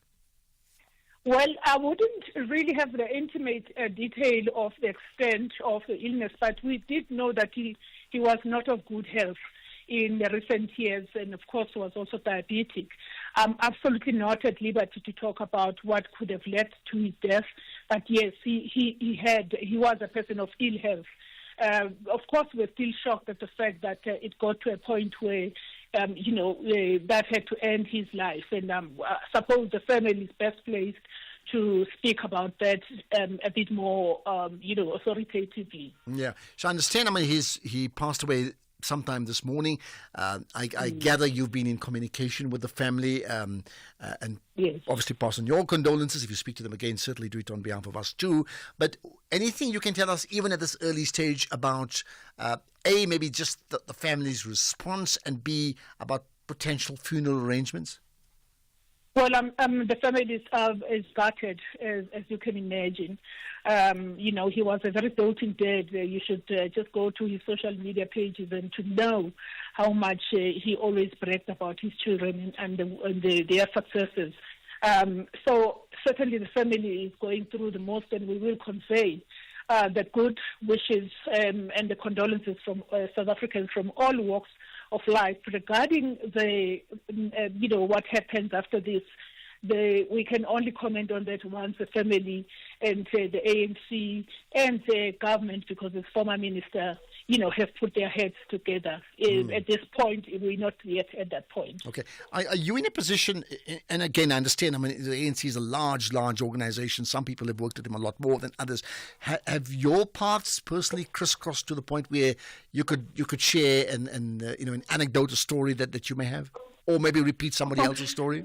Too many to mention, Ashraf. When he was the founding president, it was at a time when there were many teachers' unions, and there was a process of coming together to establish the modern-day SACTU. And of course, at that time, I was a student activist, being the Secretary General of the South African Student Congress, which itself was a product of a measure of the whites-only National Union of South African Students, NUSAS, and the blacks-only SANSCO. And so we worked very closely in shaping the education policy for the country. I represented the student movement in the National Education Coordinating Committee, which he served on its national executive. I would also later work with him within the ANC, again as part of working with the late Dr. John Samuel, the Professor Sbusiso Bengu, and Cheryl Carolas, and many other veterans who were central at that point, and some of us were quite young, in our early 20s, if not late teens. I remember all the time he addressed me by my clan name, which is Mulofi. So I was very, very close to him. He was a big brother, and we referred to him as Budomkulu. And so it's a very saddening thing, both at the personal level, but more importantly, organizationally. Yeah, wow. And I'm sure there'll be many, many stories about him being told over the weekend as we reflect on the passing of another legend, certainly in our country. So let's leave it at that. Appreciate you giving off your time at short notice. And really, a really sad moment. Pass on the condolences, to the family, but to all those that know him as well, on behalf of the National Pulse here on SAFM. Now, thank you for your time. Matlengi Bengu Motsiri, the ANC's national spokesperson, reflecting on, well, for us it's sudden, the sudden passing of Membatisi Mdladlana, sudden because we spoke to him on Monday, but he has been ill for a while. We do understand that. And we went on a water safari, and Mom spotted a hippo, and it said, There is a place where you can see wonder and the wild, with breathtaking scenery and endless landscapes. Enjoy good food and embrace great taste. And the next day we went to the Reed Dance. I saw the maidens handing over reeds to the mighty Zulu king, and the Zulu warriors chanting, Baye! Explore all this and more in the magical Zulu Kingdom. This message is brought to you by KZN Tourism and Film Authority. So why should I use We Buy Cars if I want to sell my vehicle? Because We Buy Cars buys cars. But will I get the right price? Of course. We Buy Cars buys thousands of vehicles and knows exactly what every vehicle is worth. Their buyers deliver exceptional service and pay you immediately. And how do I know what they'll pay for my vehicle? It's easy. Visit webuycars.co.za or use the We Buy Cars app. Follow the simple steps and voila, you'll know your car's value in no time. We Buy Cars. Quick, easy, the best. After an impressive run in their first 5 matches of the 2024-25 season, collecting 18 points each, both La Rochelle and Bordeaux-Bègles are pumped up with high energy and eagerness to elevate their winning mentality to the highest level. Witness the collision of two giants, the top 14 rugby contest between La Rochelle and Union Bordeaux-Bègles on Sunday, 20 October at 9 p.m. Live on SABC Sport on DTT Channel 4. Also available everywhere for everyone, always on SABC Plus and SABCSport.com. Proudly brought to you by SABC Sport. For the love of the game. Ashraf Garda on SAFM. All right, so from one funeral conversation to another, we do know that tomorrow is the funeral of the former minister, former governor of the Reserve Bank, former minister of finance, and the former Labour minister, Tito Mboweni. So what are the arrangements for tomorrow? Let's talk now to the SABC reporter covering the story, Katlego Nyoni. Katlego, good chatting to you. Thanks for your time. Good afternoon, Ashraf, and to the listeners at home. Thank you. Help us understand, what are the plans for tomorrow? Well, certainly, Ashraf, this is quite a broad program that has just been confirmed by the TCIS, and of course in consultation with the family. What we understand is that everything is planned as follows, that tomorrow indeed that funeral service, which is open to members of the public, will indeed take place at the Nkuankwa Stadium, which is situated in the same area where his family home at Sasakani Village is. As I speak to you, we're currently at Sasakani Village, where we saw a few moments ago the coffin carrying the mortal remains of the former late Minister of Finance, Tito Mboweni, arrive at his family home. I can tell you it is quite a somber atmosphere. We've seen mourners that were quite inconsolable, of course, as that coffin made its way into the family home. Following that, Ashraf, we also saw members of the community as well as the family queuing for a public viewing. As part of that statement that was confirmed by TCIS, it was also announced that members of the public who would want to pay their last respect to the late minister are also welcome to do so. As I speak to you now, and I'm going to try and move closer, a pastor is currently delivering a sermon, Ashraf, to mourners who have gathered inside a tent, and this is now at the family home at Tasakani. If our listeners can bear with us for just a few seconds, I'm going to let them listen. That's fine, thank you. There's one right to other people and shall we pray? They're going into a prayer session. We are still at the family home. From here onwards, Ashraf, what will happen is that the procession is going to take the remains of the minister back to Makgoba's Kloof. It will lie in state at a church known as Our Lady of Mount Carmel, which is a Roman Catholic church.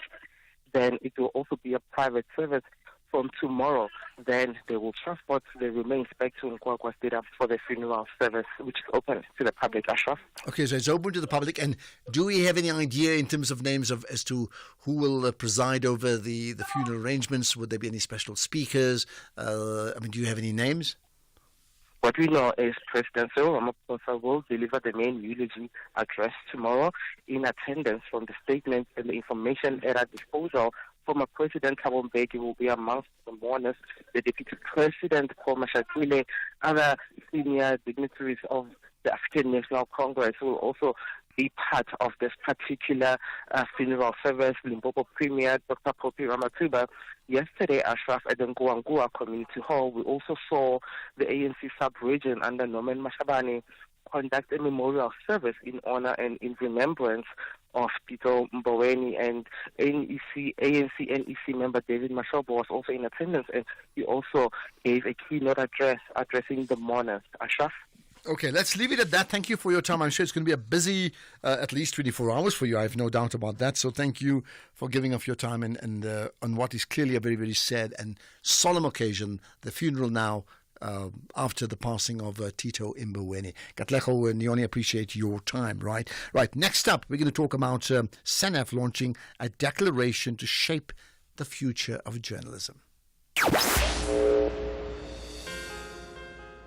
If we have rights, shouldn't we also have opinions? SAFM, leading the conversations that move us. So this is interesting. The School of Journalism and Media Studies at Rhodes University, in partnership with the Eastern Cape office of SANEF, the South African National Editors Forum, that SANEF hosted a webinar to officially launch the Makhanda Declaration. Now that's a declaration to revitalize journalism in South Africa. Question is, do we need revitalizing? Let's find out more about it with Chamano Makadi, who's the SANEF Deputy Chairperson. Well, thank you for joining us. You're now connected to the National Pulse. Yes, indeed. Good afternoon, Ashraf, and thank you for the invite. Thanks. Perhaps you can answer that question I just sort of led into. Does journalism in South Africa need revitalizing? It does.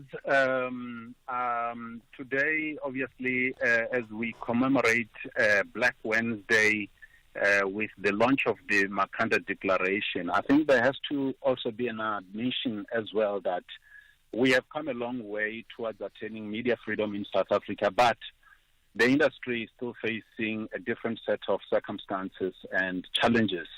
And these are largely driven by technological advancements, business costs, the absence of critical skills, and the changing financial models, amongst other things, in South Africa. So for these reasons, the Makhanda Declaration, we're hoping that it will be able to highlight but also bring about the much-needed change. And we are grateful that the School of Journalism and Media Studies at Rhodes, together with us as SANEF, we were able to launch this. So the change is less about the ethics of journalism and more about some of the practical tools that may be compromised, that may compromise the work of journalists in the absence of these practical tools. Have I got that right? Just repeat for me. I was saying, is it more about, calling to action or attention the ethics of journalists going about their work, or is it a case of revitalizing journalism insofar as providing the tools that journalists need to go about doing their work well and effectively? No, I think the key thing is it's around the challenges that are there. If you look at, for example, I mean, just over the last couple of weeks, whether you're talking about the reports that are coming from Daily Maverick, Media 24 through your City Press, and other publications that have now been that have stopped to print but transitioned to online. And these are not just problems or challenges that are facing South Africa. These are global challenges. You would have learned of the BBC just the day before yesterday reporting about loss of jobs at about 155. So we're finding ourselves in South Africa, just like anyone else in the world, in a situation where the digital era does contributes greatly. So obviously that's not the only problem, but of course you have the business model, which has now changed compared to, let's just say, the last 10, 15 years. Business in journalism is conducted differently, and just unfortunately we're finding ourselves really hard pressed. So therefore, going forward, what for you do you want to see happen going forward? I think the important thing, and I'm glad you're asking this question, so let me just give some bit of background. The Satchwell report, which we published, or that was released by Satchwell, as in Judge Satchwell in 2021, commissioned by SANEF, pointed us to a number of other things. Amongst them, and I'll just take you through just one recommendation. I'm going to give you a minute max, right? You can go ahead. Okay. Yeah. Media sustainability. We spoke to the Portfolio Committee in Parliament this year, and what we're basically asking for is hopefully taxation of big tech, so that the money that is made out of South Africa, it doesn't all go off our shores, but there can be some kind of money that is retained, so that we are able to sustain media, particularly journalism, that plays a very critical role in the in a context of a democratic state.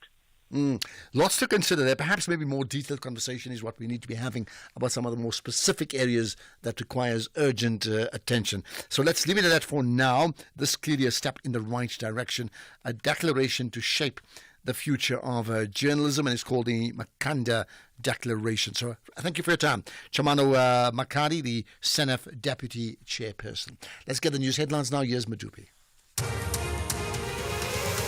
Thanks, Ashraf, and good afternoon. In your headlines at 4:30, the latest National Food and Nutrition Security Survey, published by the Human Sciences Research Council, indicates that 63.5% of households experienced food insecurity.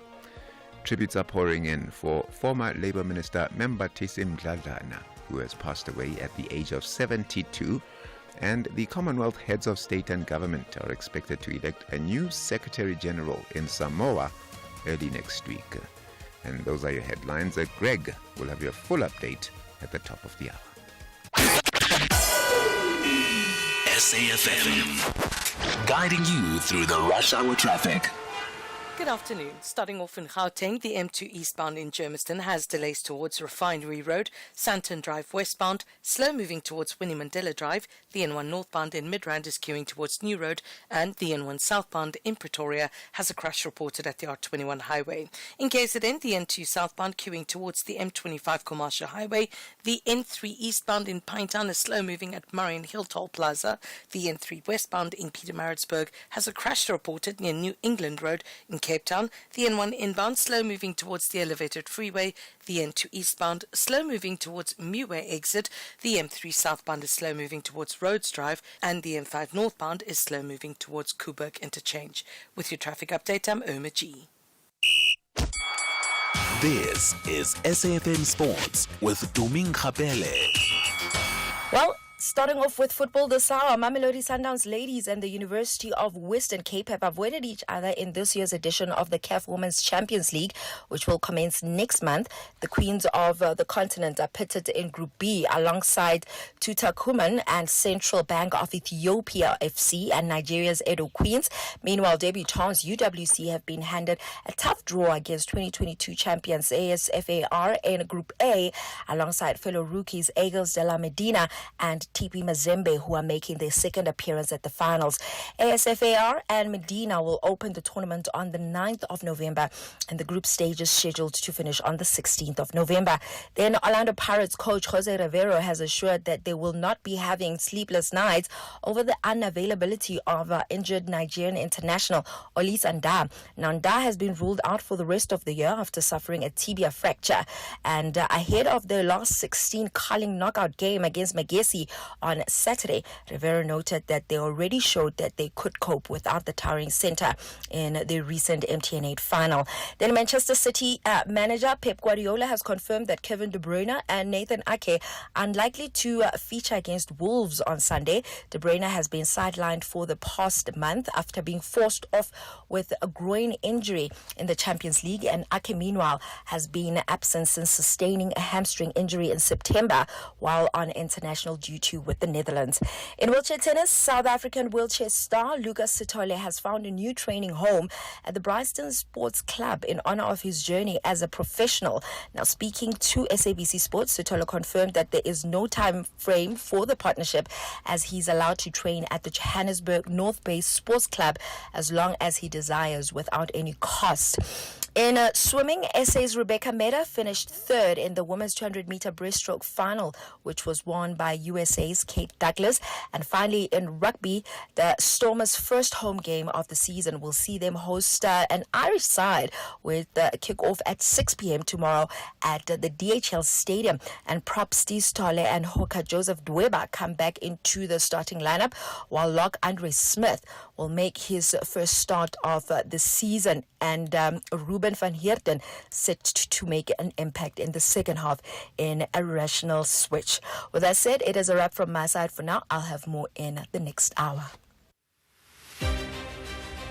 The SAFM University Debate Challenge will be taking over the Western Cape. Join us for the 1-hour debate on This Week Today with Oliver Dixon from 6 to 7 p.m. on Friday, the 25th of October 2024 at the SABC Cape Town M1 Studios, where the University of Cape Town will be taking on the University of the Western Cape in what promises to be a nail-biting debate. The SAFM University Debate Challenge is an independent, non-partisan progressive initiative seeking to develop confident communicators, critical thinkers, and empowered global citizens. RSVP to info@safm.co.za. SAFM, leading the conversations that move us.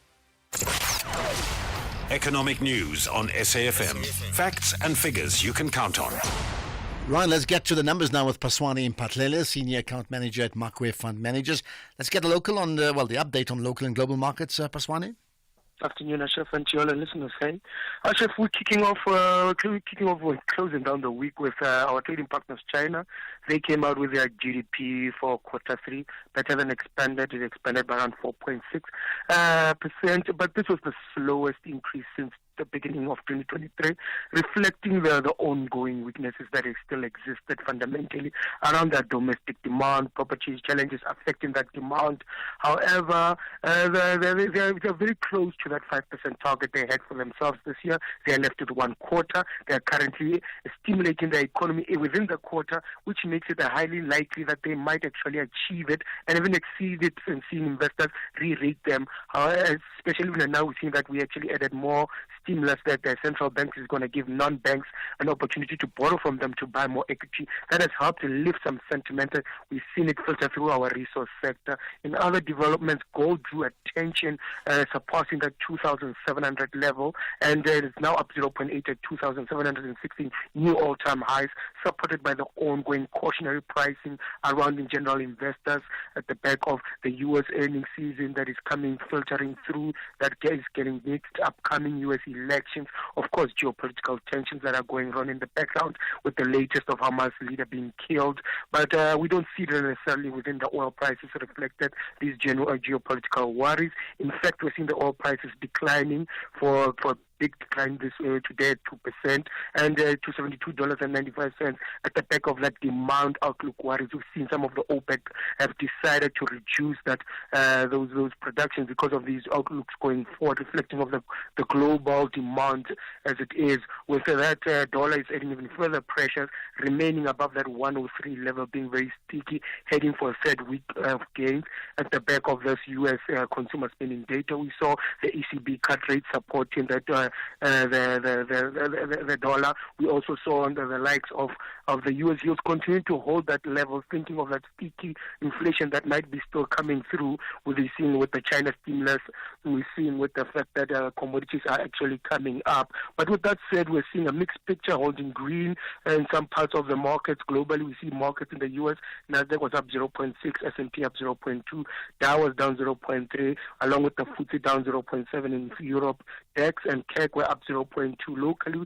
We picked up gains of 0.3 help, supported mainly by our resource sector up 0.7, industrials up 0.4, while financials were down 0.2. Just quickly in the commodities, we see the rand is a commodity currency. It's benefiting from that mixed picture in the commodity space where oil is down, gold all-time highs, platinum above 1,000, among other commodities boosting well, appreciating against the dollar at 17.55, rand against the euros at 19.06, and rand against the pound 22.90. All right, perfect. That's where we're going to leave it. Thanks for that. We'll have another update, from you guys on Monday because it's the weekend, right? Baswane, thanks for that, right? Okay, let's get to your calls and your voice notes and text messages right after this. The National Pulse with Ashraf Garda. Weekdays, 3 to 6 p.m. All right, let me sort that out. There's a range of voice notes I want to just pick out here. Well, first of all, on the conversation I had with the KZN MEC that came in earlier. Greetings, Mr. Ashraf, and greetings to your listeners. That man in your studio right now, so we really need him. We've got a project from his department, Department of Public Works here in the KZN. So we've got a project for stormwater damage that has been stopped, and workers didn't receive their pay, and no one is giving us any answers. Please, can I get a hold of him? We really need him. Thanks, man. Okay, well, let's see. Maybe just send us your details, and let's see if we can connect you. I think that's probably the best thing to do. Send us your number, or just send it to Keys. In fact, my producer, right? Number and your email address, and let's see if we can connect you guys. Good afternoon, Ashraf. Ashraf, according to me, this national government of national unity has brought very big changes.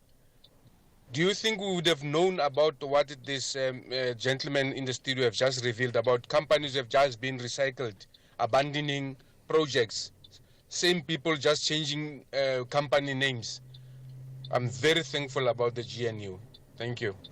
Well, I'll tell you what, you can't really argue with that, can you? In terms of that these changes and the moves from many opposition parties, once opposition parties, try and prove a point in the GNU, has effectively shone a light on some of the biggest problems facing our country with regards to service delivery. Hi, Ashraf.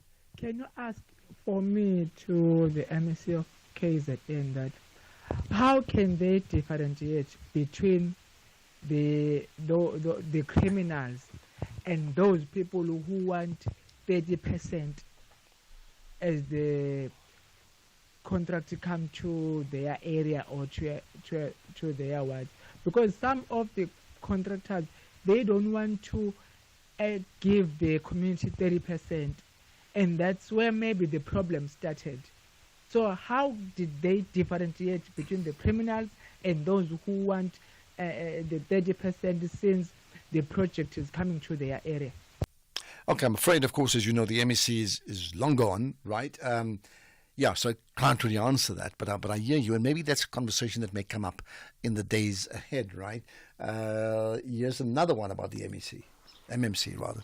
Hi, Ashraf. Your interview with that MEC for Public Works of KwaZulu-Natal was a nice music in my ears, really.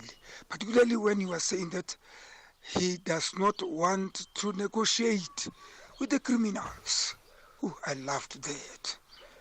That's where the government of national unity it's showing its intention to get our country back into the right track. Thank you. It's Willie Nkuma. Okay, there we are. Well, I've certainly heard that again. Here's another. Good afternoon, Ashraf, and the listeners of SAFM. I now understand why they don't like the DA. Yeah, because they are now closing all the corridors of corruption. Yeah, forward nge-DA, forward. Phansi ngamasela phansi. Thanks, Ashraf. Okay, got that, and here's another one. Good afternoon, Ashraf. With regards to the conversation you had with the MEC of Public Works and KZN, Martin Meyer, actually, in many respects, he seems like he knows his work. He seems like he's gonna do effective work in the province, and it's commendable to see that, you know, after all, this GNU did result into something positive, and we have individuals such as, you know, Martin Meyer and a few others, of course, of the other parties who are effectively doing their job, and, you know, they are serving the people as they should be serving, and some way, somehow, we should say this GNU may result in something positive. Yeah, that's my opinion. Daniel here in Bryanston. Well, it's an interesting thought. I mean, you know, I think of the analogy of, you know, players playing for a different football or rugby or cricket team. They compete, you know, in provincially or in club level against each other, and then they get thrust together at national level, and that's the GNU, for example. And in this case, they have to deliver for the country, but at the same time, the majority of the others who are part of the ANC, they also know now they have to up their game, and that's good for South Africa, isn't it? Here's another quick one. All right, the afternoon traffic report is very, very important to all of us driving on the roads, whether it be Johannesburg, Cape Town, Durban, PE, all over South Africa. But now, the question is, G. What is the G? That's a funny question. And I think as a lot of SAFM listeners, we wanted to know why. What is the G? Maybe you can find out. I really appreciate that. Great show as always. Daily Pulse on SAFM. Thank you so much. Well, there you are. Normally G, you know, just the surname with a G often implies like DJs, you know, you don't give a full name. It's something G, you know, maybe. But let's get Irma to respond to it. Thank you so much for the query. The G stands for my maiden surname, which is Groepies, but I'm married, so legally I'm Irma Miller. But yeah, professionally, when I work, I still remain Irma G as before. Okay, hopefully that's, we'll have to clear that up. Irma G, Groepies, but G is what it is on air. Good day, Ashraf. Yeah, it's another sad day for South Africa for the passing of that Shepherd Mdladlana. Then he was actually the principal of Andile Primary in Crossroads in Cape Town. He paid his dues, and he didn't bring shame to the government, to the ANC. He really played an excellent role as a president of SATU, leading us during those terrible years. May his soul rest in peace. I'm Luyanda Zokufa in Gqeberha, Ebai.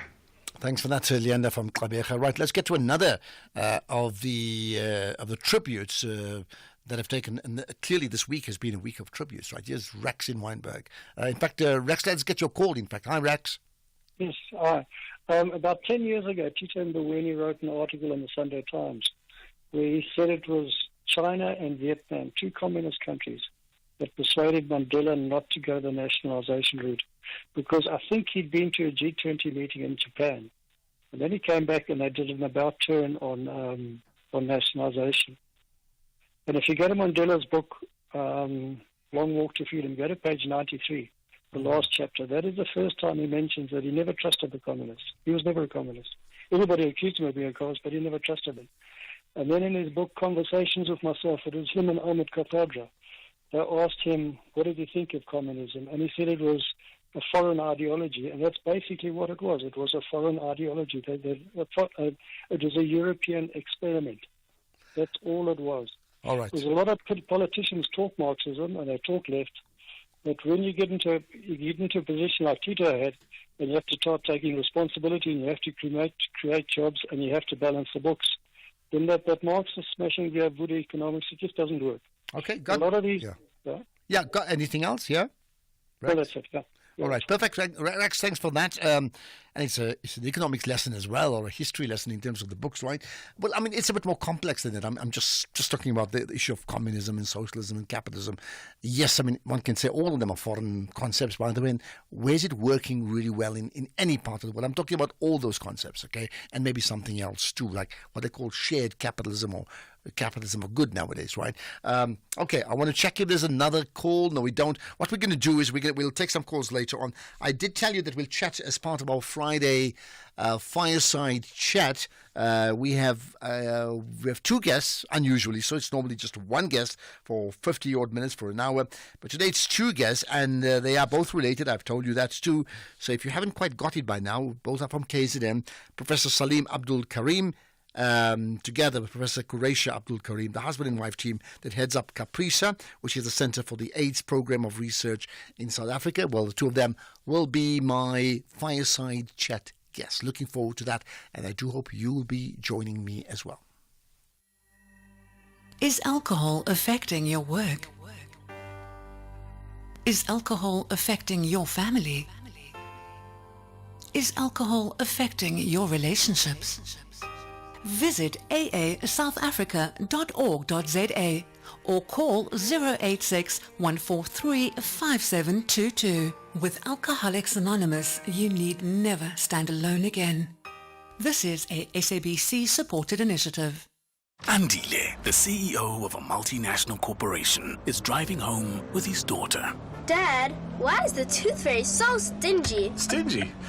Well, she makes sure everyone gets something. Does everyone at your company get something? Yes, they're covered by Old Mutual Corporate's employee benefits. Even Abdul? Of course, he gets retirement benefits. And Sisampo on that big machine. She gets group risk cover if that big machine hurts her. Wow, that's amazing, Dad. Visit oldmutual.co.za/employee benefits and go from questions to solutions for your employees with Old Mutual Corporate. Old Mutual Life Assurance Company SA Limited is a licensed FSP and life insurer. T's and C's apply.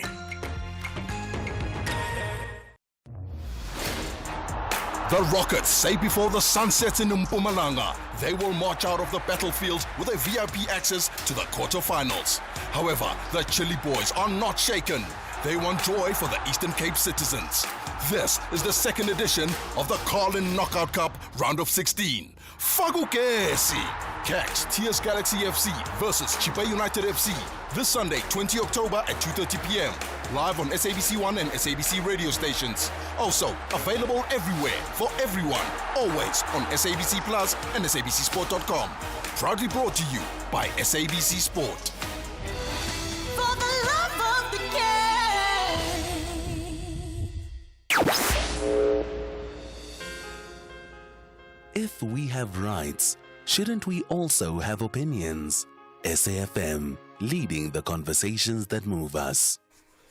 Right, by the way, talking about conversations that move you, I think amongst the many others, the one issue has got to be paying tribute to the former Minister of Labour, member TC Ndladlana. Now, just to put that into perspective, he passed away this morning On Monday, I had a chat with him when he paid tribute to Tito Mboweni, and we played that conversation today. Again, we replayed it, so you can listen to it again as a podcast. But anyway, just go to safm.co.za. You will find that podcast. Interesting things he said. And we also had a chat with the ANC spokesperson as well as Nzima Vavi. And all those are put up as a podcast, which you can listen to as soon as you can. But don't forget the conversation with the professors, Salim Abdul Karim and Professors Qureisha Abdul Karim, coming up as the fireside chat. Well, pretty soon. It's 5 o'clock, right? Let's now move on to another issue, as part of what we call innovation feature. A large-scale African genetic study has revealed new insights into the cancer that could lead to better treatment. There is currently almost no screening for prostate cancer on the continent, which many may think is rather strange because African men have a higher chance of developing prostate cancer, and they do so at a younger age, so I understand. Okay, so let's find out what this means and the implications thereof with Dr. Carl Chen, who is a researcher at the Sydney Brenner Institute for Molecular Biosciences at the Wits University, as well as the second author of the paper. Dr. Chen, appreciate your time. You're connected to the National Pulse. Good afternoon. Thank you so much for having me, and good afternoon to your listeners. Thank you. Tell me more. I mean, is there something to shout about here?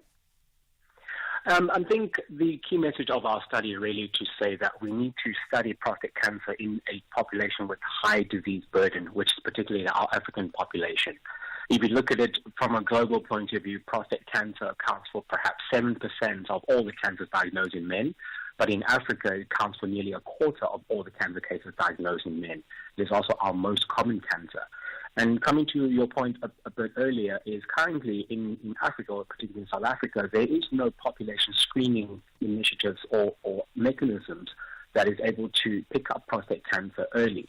And to add to that particular burden is that currently the screening methods using something called prostate-specific antigen test is a blood test. That test is not perfect, and it does lead to an increased burden of overdiagnosis and overtreatment. Okay, so therefore, I mean, that is disturbing in terms of the first point you made. There's no proper screening for prostate cancer anywhere on the continent, South Africa and the rest of the other countries too. So population screening is a very expensive exercise. In South Africa, our patient can approach the primary health care clinics and ask for prostate-specific antigen blood test, usually after they feel some symptoms, and those tests are available. But in order to effectively to pick up prostate cancer, we need a screening initiative. But also, it's not to say that we need to pick up all prostate cancers. About 1/3 to half of prostate cancers are usually slow growing, and those don't tend to cause any adverse health events during the patient's life. But 1/3 of the prostate cancer are what we call the aggressive prostate cancer that tend to be very fast growing. As you mentioned, also does occur in younger men. Those are the subgroups that we're interested in picking up early. Okay, so what is in terms of your genetic study, what has been uncovered, and therefore what can you do with the results that you have now? Sure. So from previous studies, we know that our genetics plays a large part in prostate cancer risk, particularly from European studies and African American studies that shown that our genetics can contribute to an elevated risk of prostate cancer. But such studies are very limited in Africa. And then our study, and in this particular case, is currently the largest of its kind in sub-Saharan Africa. That we looked at men from 5 African countries. And then although our signals come from areas in our genome that's previously found by other studies, but our signals within these areas are unique to our African populations. So without having studied our populations locally, we will never have found these signals. And why these particular signals are important is that our study lays the foundation going forward that we could potentially develop a risk stratification tool using both genetic data as well as clinical data that we were able to identify the high-risk populations who could benefit from earlier screening, who could benefit from more timely treatment. It does then talk about just the relationship from a pure science point of view to what gets played out in the medical healthcare space. I mean, what can you tell us about that in terms of ongoing relationship and then how that filters down to the public? So at this point in time, the technology that we have applied in our study, it is not widely accessible yet. We need, as scientists and as in the clinical space, we always aim to develop tests that are much cheaper that can be applied to the broader population with much easier access. So I think our study is the very first step in a very long journey to potentially reaching that point in the near future. Okay. What in terms of therefore moving forward, what's the big question, the big unanswered question now? The question now is that we're able to we have identified these three genetic risk lockers, or these three regions in our genome that confers an increased risk of prostate cancer across the African continent. And we've seen that across the three regions of the African continent, East, West, and Southern Africa, the amount of risk contributed by these genetic regions are different. That just goes to show that the amount of genetic diversity that's present on our African continent, it is very large. And these are the things that we need to take into consideration when we start to think about clinical interventions and to develop risk models. We need something that is sensitive to the amount of diversity in our local setting, and it is also appropriate in our local context. Okay, and that's we are going to leave with Dr. Carl Chen, a researcher at the Sydney Brenner Institute for Molecular Biosciences at the Wits University, and the second author of the paper. This regarding a study made into African genetic study, revealing new insights into cancer, particularly around prostate cancer. Thanks for your time. Much appreciated. Right. Let's get to some of the voice notes, and I think this is not a surprise. Afternoon, Ashraf. On the GNU, I repeat, one, it's 100 days is too early to make proper judgment. And I heard Malema saying something ridiculous. Hey, they're still retrenching. Right, and I always hear the alliance partners complaining, yeah, we won't work with DA, but I can tell you from a non-politically involved South African citizen, we don't really care the color of the person in charge anymore. We don't care the agenda anymore. We want crime to go down. We want criminals to be punished. We want jobs to be created. Whether who does it, we do not care. So join you forward. Let's go. Okay. Of course, you're speaking for yourself, but I certainly get the point, and it may resonate with many, many people. Hi, Ashraf. Just condolences to the Mdladlana family. May his soul rest in eternal peace. Just something of interest. So, if he was at the minister at the age from 1994, which means he was on the executive at the age of 42. It was a nicely blended executive of Nelson Mandela. Great insight there. Thanks. Bye. Okay, there we are. Well, certainly, I think he tried to mix and match it. That's very clear to me. Right, we'll take further... in fact, we won't take further tributes now. And the reason for that is that if you do, we can't play them because, as you know, on a Friday, we have the fireside chat. And therefore, whatever calls we'll take or WhatsApp will link specifically to the fireside conversation with Professor Salim Abdul Karim and Professor Qureisha Abdul Karim. Looking forward to that conversation. Let's get the news now. It's 5 o'clock. Here's Greg House.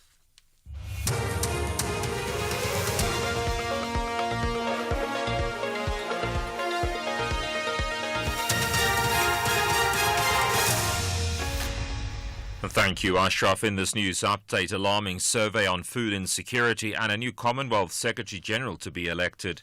Good day to you.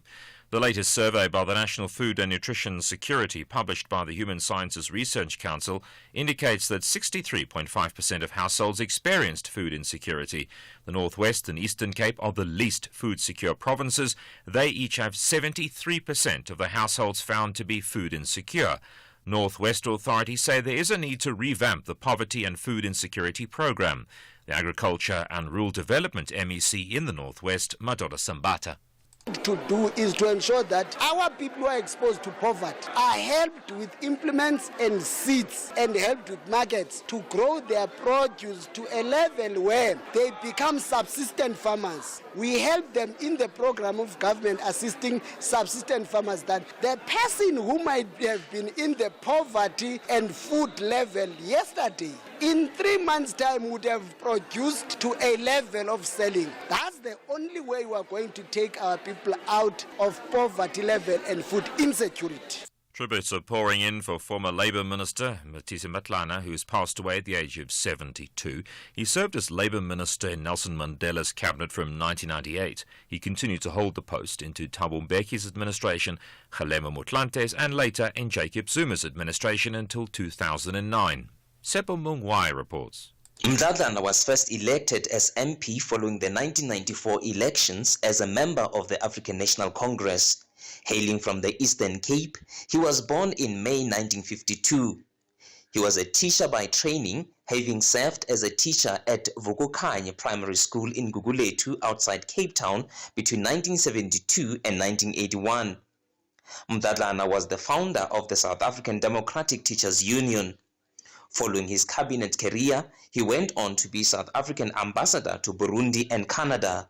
Tsepo Mungwai, SABC News, Johannesburg.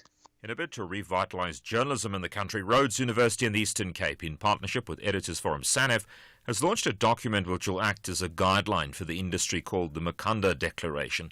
It has 11 goals for the future of journalism, including investing in journalism as a public good and ensuring news media are financially sustainable. SANEF's Deputy Chairperson Shemano Makadi. It is through the work that is done by journalists. I mean, we can sit here and cite so many examples, but if you were to just take the Zondo Commission as a practical example where journalists were credited for,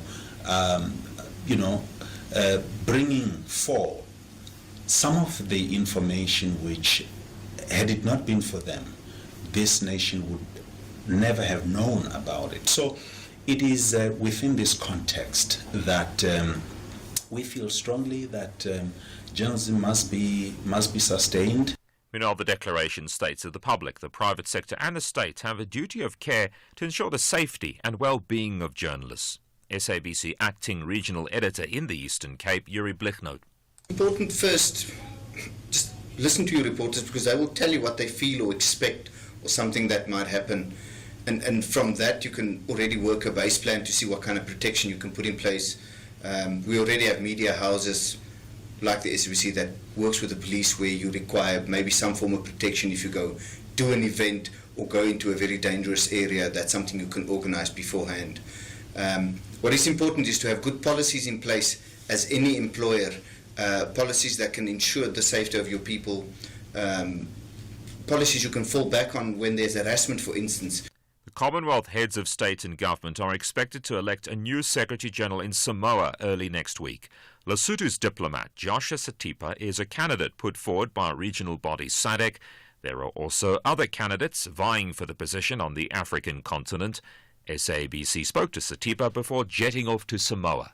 I was also a senior advisor at the Secretariat at the Commonwealth until January this year when I took a leave of absence to present my candidature. The Secretary General of the Commonwealth is a very important role. The Commonwealth itself is a very important organization to countries like Lesotho.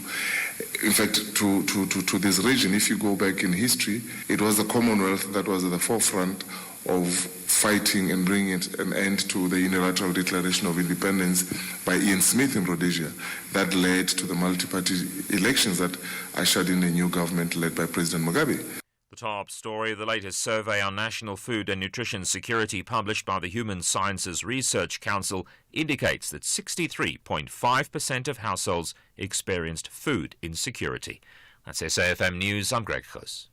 And coming up in your sports this hour, Proteas women ready to showcase best cricket in T20 World Cup final, and injured Osaka pulls out of Pan Pacific Open in Tokyo.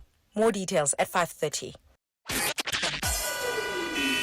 SAFM, guiding you through the rush hour traffic.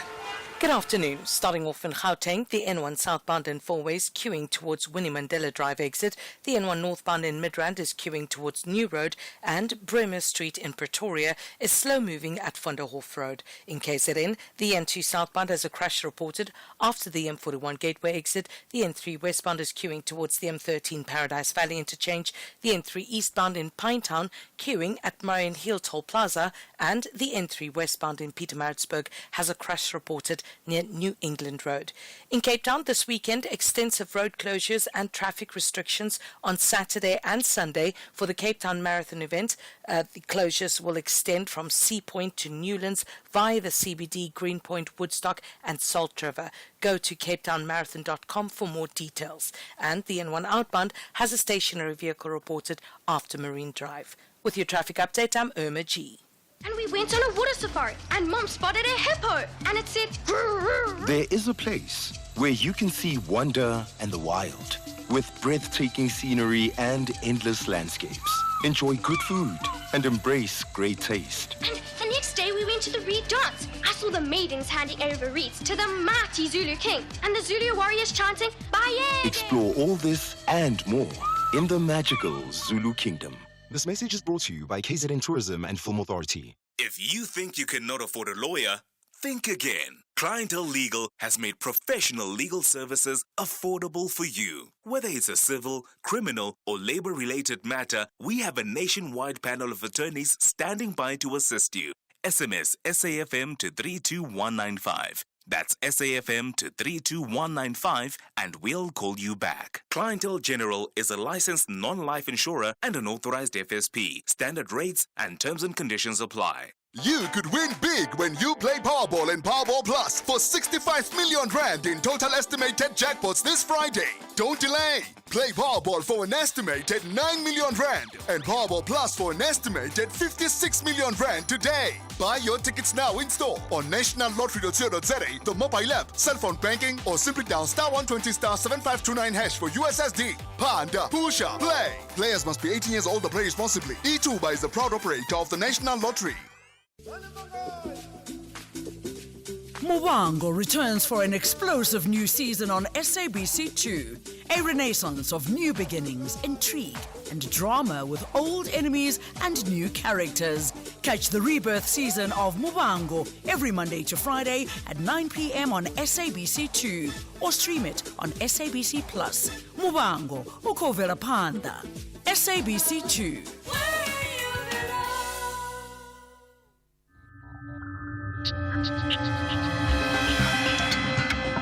The National Pulse with Ashraf Garda on SAFM.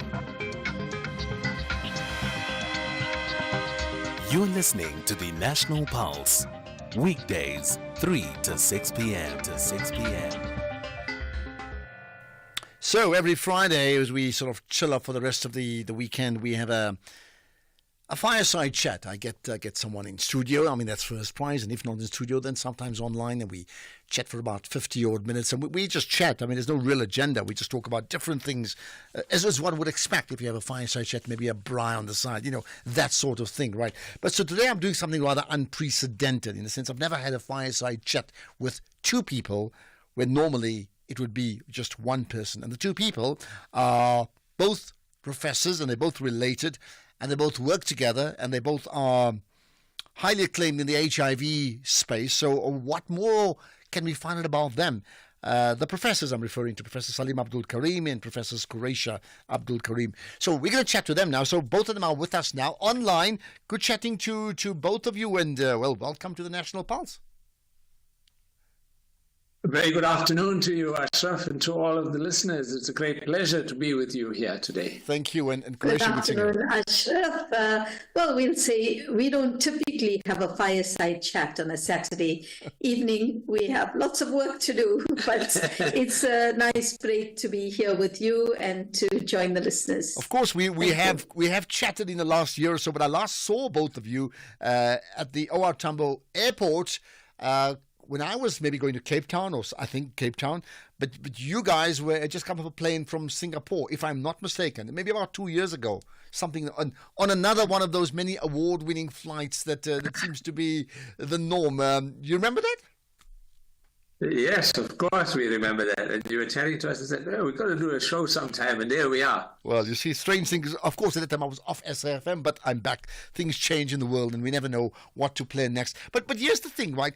I made the point about the two of you being, related. You're a couple, and you're preeminent forces in your space. How many other people, and maybe Qureisha, you can answer this first. How many other people like this do you know in a similar position, maybe not in the same field, but just at this level, who are working together as a couple and are very much at the top of their game, very much champions at what they do?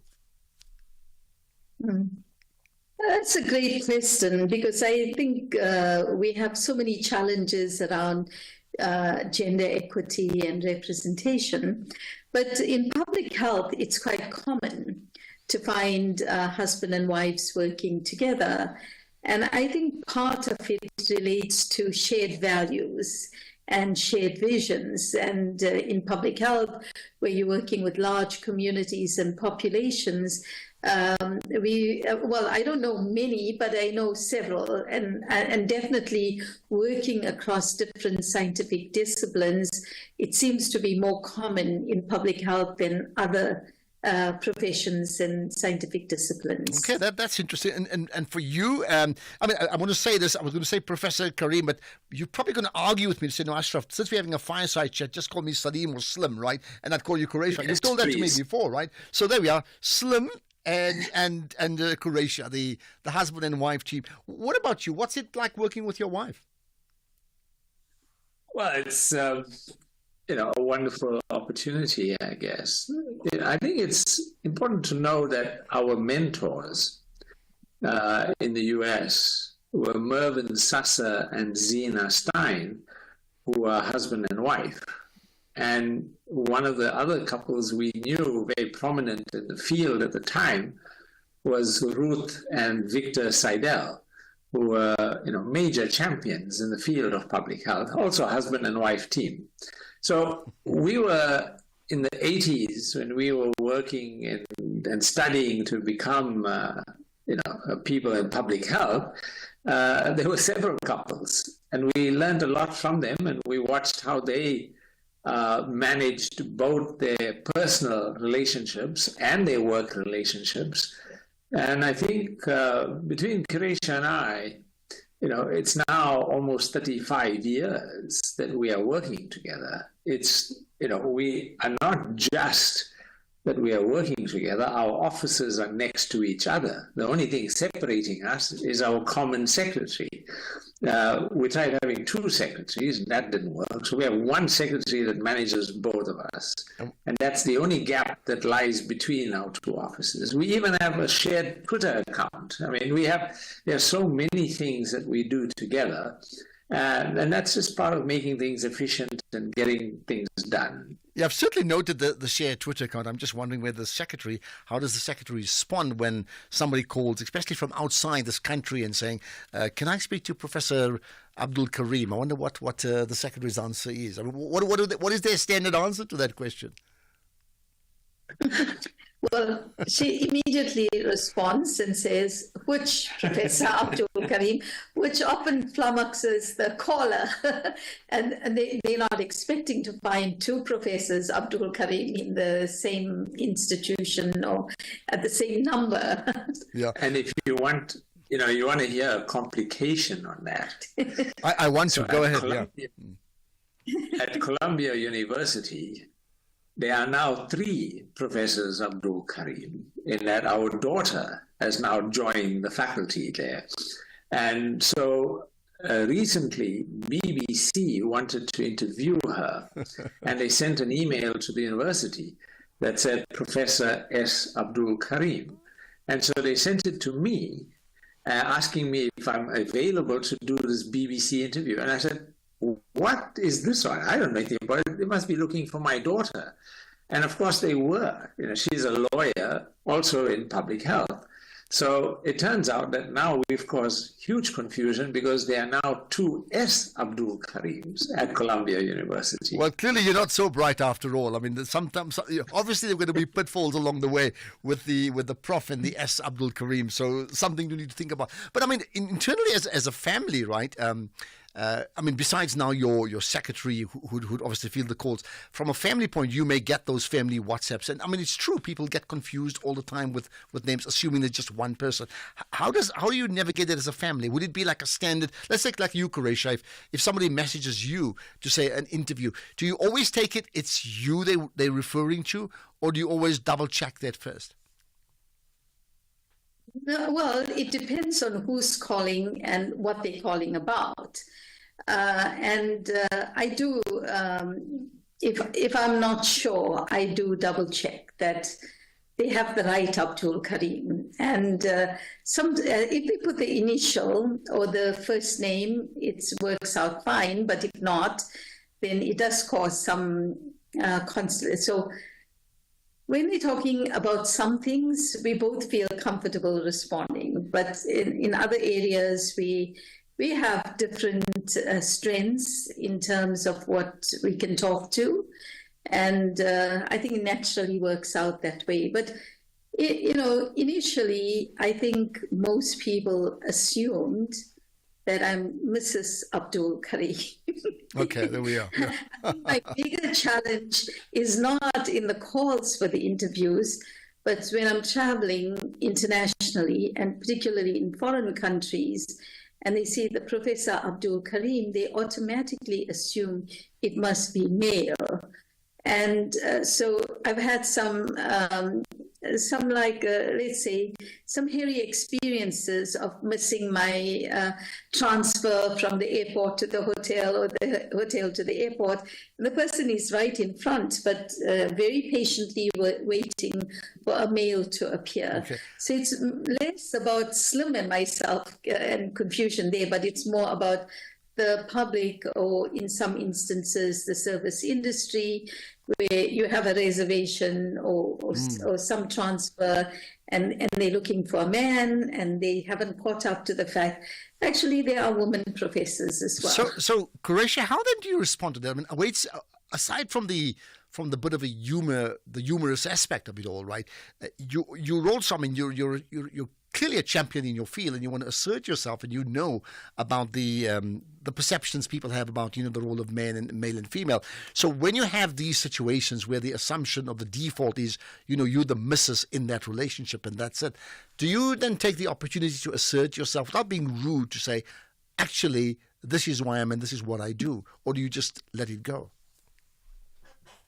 It depends on the circumstances. I think in a professional meeting or conference, I correct on pronouns and I correct on titles. But in a social setting, I kind of, I like being a +1 every now and again. It's not an opportunity I have often, but quite often I'm a +1 and I end up doing the keynote address, like in Slim's recent, 50 high school reunion. Oh my God, that must have been amazing. Yeah, well, I'll tell you what, we're going to move on, but I've had an experience, and I'm not going to give any names, not today anyway, of being set up to interview a person on radio in my previous stint at SAFM, and I'd planned to interview person A, and then I ended up speaking to person B, who is the son of person A, both very prominent in South Africa, and I only knew that it was person B and not person A literally when the person said hello to me. So I won't tell you quite now how it went, because it'll take the whole show to a different dimension, but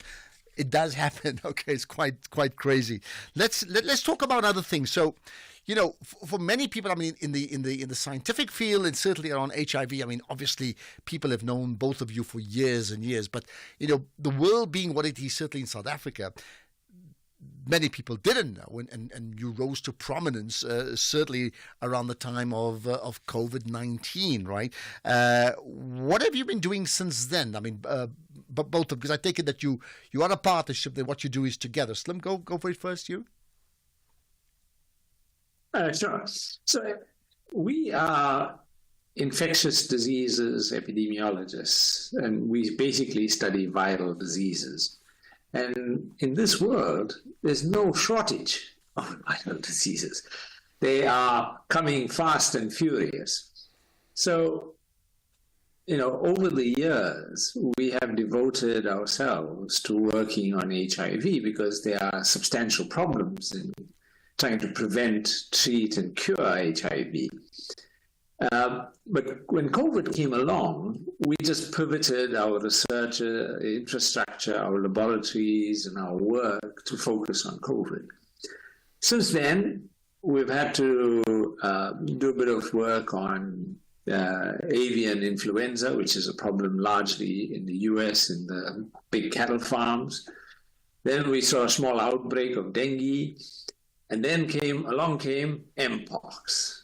And I chair the committee that advises the Director General of the Africa CDC on whether to declare a public health emergency. And so when we met on the 12th of August to look at the data on Mpox, we were quite concerned. And so we recommended, and Mpox was then declared a public health emergency. And since then, just 2 weeks ago, we had a big meeting again for the Africa CDC to look at the latest data on the Marburg virus. There's a Marburg virus outbreak in Rwanda right now. There have been about 36, 37 cases, and about half the patients have died. So it's quite a concerning outbreak that we're seeing in Rwanda. So there's no shortage. There are viruses, and they are coming, and they are trying to, cause outbreaks. And when that kind of situation occurs, particularly in Africa, or actually anywhere in the world, we are drawn into it. And that's what we've been trained for, that's what our job is, and that's what we really appreciate in terms of being able to contribute to it. Okay, so viruses and the spread thereof is a major part of your studies and your level of expertise, understandably. Let's go back to the issue of HIV then, Qureshi. I mean, where are we at regarding that in South Africa, in the world? So I think in the past decade or so, we've actually made a lot of progress on several fronts. And a lot of that has been catalyzed by the new knowledge that has been generated by scientists. The first of that is around, preventing mother-to-child transmission of HIV. The second is about scaling up treatment access. And relatedly, as more and more people who are infected know their status, treatment initiated, and virally suppressed, you have less transmission of HIV. And South Africa, that has about 20% of the global burden of infection, we've been able to roll out some of these programs, voluntary medical male circumcision. But one of the biggest challenges we have, and almost a unique characteristic in sub-Saharan Africa, is the very high and disproportionate burden of infection in adolescent girls and young women, 15 to 24 years. Now, the fundamental issue there is it's a social challenge of power dynamics, and they're getting infected from men 25 years and older. And our work has been a small contribution, one, to monitor that continuing risk and understand it better, but importantly to also develop technologies to to enable young women to stay uninfected, which also benefits other people who are at risk of getting HIV. So in 2010, we presented the data showing the first proof of concept of pre-exposure prophylaxis that got translated and widely adopted globally in terms of a daily oral pill. For young women, it's a huge challenge to be taking a pill every day when they're otherwise sick and not thinking about risk and so on. And so we've been focusing on long-acting preparations that don't need the reminder every day. And here we've been looking at an annual implant. We're looking at a 6-monthly biological intervention, like broadly neutralizing antibodies, and then we're also working on a protocol developed by Gilead Sciences of a 6-monthly injectable antiretroviral called lenacapavir. And those results were released a few weeks ago. Really outstanding results, 100% protection for women. So it was 34 years into trying to find women-initiated technologies. We're suddenly at a point where that's expanded. But with this, nothing we've ever done in HIV prevention, which remains a challenge with about just over 1 million people infected each year, even in more recent times. So this is a real game changer. And I think we participated in that trial together with other sites in South Africa and Uganda. And now the participants have access to this 6-monthly injectable.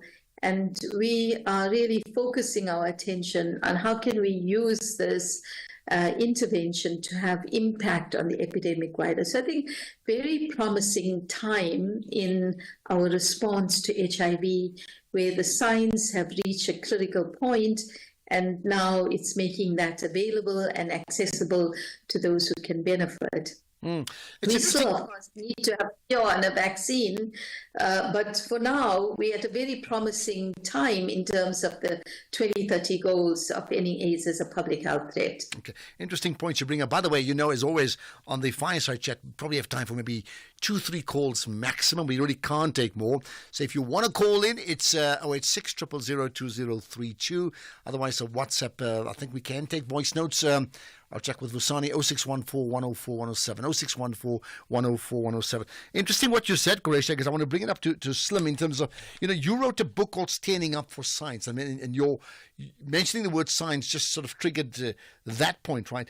How important is it for you in terms of where you are in your life and how you understood, I think, your purpose about, I need to stand up for science, Slim?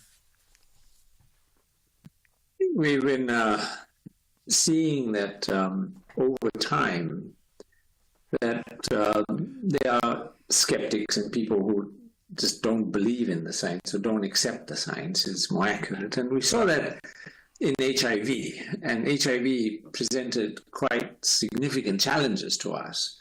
There was a whole program of disinformation that articulated that the US government created this virus, put it in vials, and injected people in Africa for polio with this virus in it, and that's all nonsense, basically.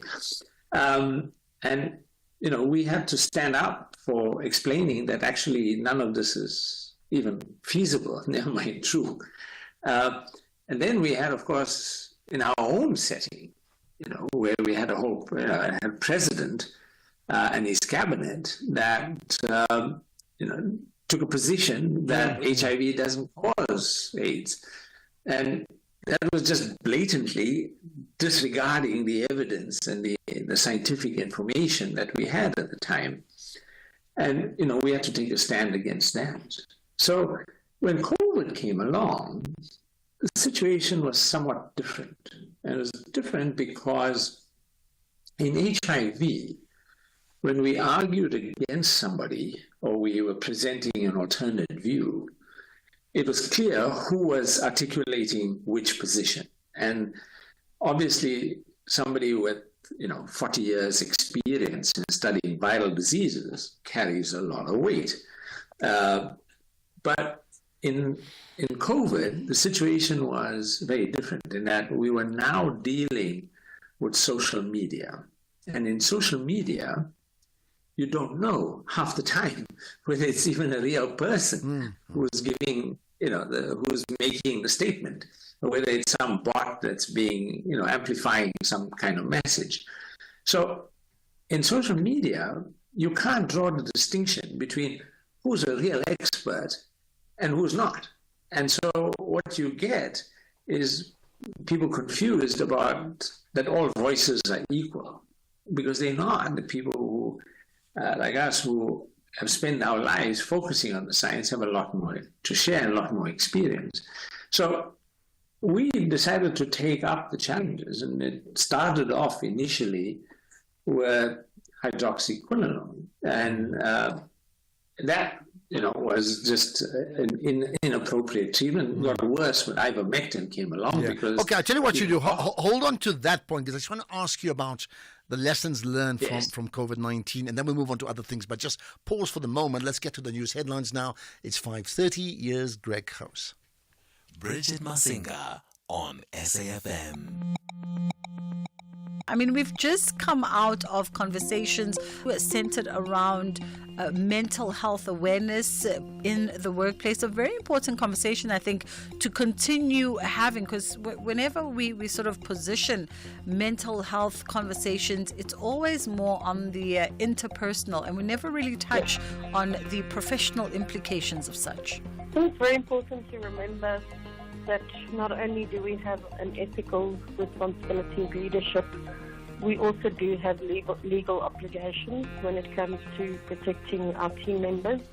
We've got a specific responsibility to create a safe working environment for our employees. Heidi Duvenaghi, who is the Managing Director of AdCorp Professional Services. The Full Circle with Bridget Masinga, Monday to Friday, 1 to 3 p.m. Let's take a quick look now at the headlines at this half hour. The family of former Labour Minister Mbatisi Matlana says his health worsened suddenly before he passed away. The latest National Food and Nutrition Security Survey published by the Human Sciences Research Council indicates that 63.5% of households experienced food insecurity, and a baby has died after a boat taking migrants to England got into difficulty off the French coast. There's a full update at the top of the hour. SAFM, guiding you through the rush hour traffic. Good afternoon. Starting off in Gauteng, the M1 southbound in central Johannesburg is slow moving towards Crown Interchange. The N3 northbound in Buccleuch has a crash reported after Marlborough Drive. The N12 R24 westbound in Bedfordview has a crash before Giluli's interchange, and the N1 southbound in Pretoria has a crash reported at the R21 highway. In KZN, the N2 southbound queuing towards the M25 Komarsha highway. The N3 westbound is queuing towards the M13 Paradise Valley interchange. The N3 eastbound in Pinetown is queuing at Myron Hill Toll Plaza. Umgeni Road westbound is slow moving through Springfield Park, and the R66 in Malmouth has a crash reported near Wesselse Winkel, so expect delays. In Cape Town, the N1 inbound slow moving towards the elevated freeway. The N2 eastbound is slow moving towards Muway exit. The R300 southbound is slow moving towards the N2 highway. The R304 northbound in Stellenbosch is slow moving towards Port Lorraine Road, and Stonefontein Road southbound slow moving towards Spine Road. With your traffic update, I'm Irma G. This is SAFM Sports with Tuming Khapele. Well, let's start things off with cricket this hour, where Proteas woman batter Anneke Bosch says that despite reaching the ICC Women's T20 World Cup final, they are yet to play their best cricket and believes that it's the best or perfect opportunity to showcase that. Now, Bosch enjoyed an outstanding semi-final with a career best of 74 not out of just 58 deliveries, amassing 8 fours and 1 6 as she led the team to a convincing 8-wicket win over defending champions Australia. Now, the Proteas will face the winners of that second semi-final between New Zealand and West Indies in Sunday's finale at the Dubai International Stadium, and we wish the Proteas women nothing but the best. Let's move on to football. The Carling Knockout Cup gets underway from today, and the round of 16 opens tonight with reigning champions Stellenbosch FC facing a tricky match away to AmaZulu at the Kings Welitini Stadium. Usutu new co-coach Arthur Zwane says that he expects a fierce battle, but his side is hungrier than the Cape Winelands outfit, adding that they want to progress to the next round of the competition. Now, there's other fixtures to look forward to this weekend. Tomorrow features Polokwane City, and they're hosting Marumo Gallants. MTN8 champions Orlando Pirates will be backing themselves to beat Magesi FC in Soweto, as will Mamelodi Sundowns in their clash against Golden Arrows at the Lucas Moripe Stadium, while Cape Town City and Royal AM will likely have a tight clash in their meeting at Athlone Stadium. Sunday afternoon, it sees TS Galaxy welcome Chippa United to the Mbombela Stadium before the round is completed at the Kings Welitini Stadium with a match between Richards Bay and Sekhukhune United. Then Mamelodi Sundowns ladies and the University of Western Cape have avoided each other in this year's edition of the CAF Women's Champions League, which will commence next week.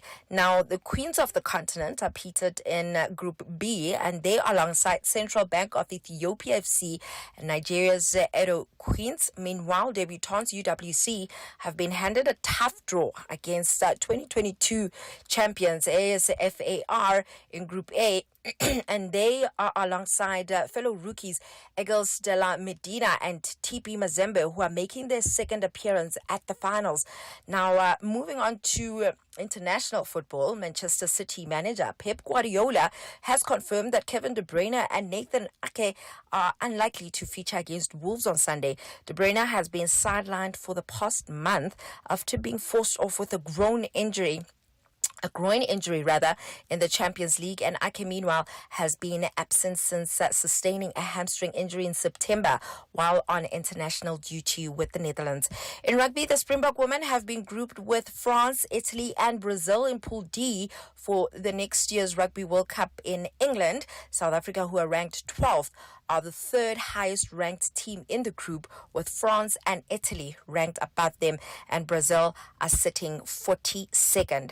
Rounding things off with tennis, four-time Grand Slam champion Naomi Osaka of Japan has pulled out of next week's Pan Pacific Open in Tokyo because of a back injury. The former world number one has been sidelined since she retired from her last 16 match at the China Open against eventual champion Coco Gauff at the start of the month. She then pulled out of this week's Japan Open in Osaka. It is a wrap from my side.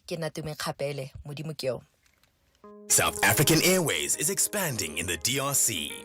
We now offer direct flights from Johannesburg to Lubumbashi, the heart of the DRC's mining hub. Our convenient arrival time allows seamless connections to key regions like Ndola and the Copper Belt, opening up new growth opportunities. Traders can benefit from our generous baggage allowance, while SAA's superior aircraft belly capacity ensures your cargo reaches most parts of Congo on the same day. Book now at flysaa.com or contact your travel agent. South African Airways, connecting Africa to the world, one flight at a time.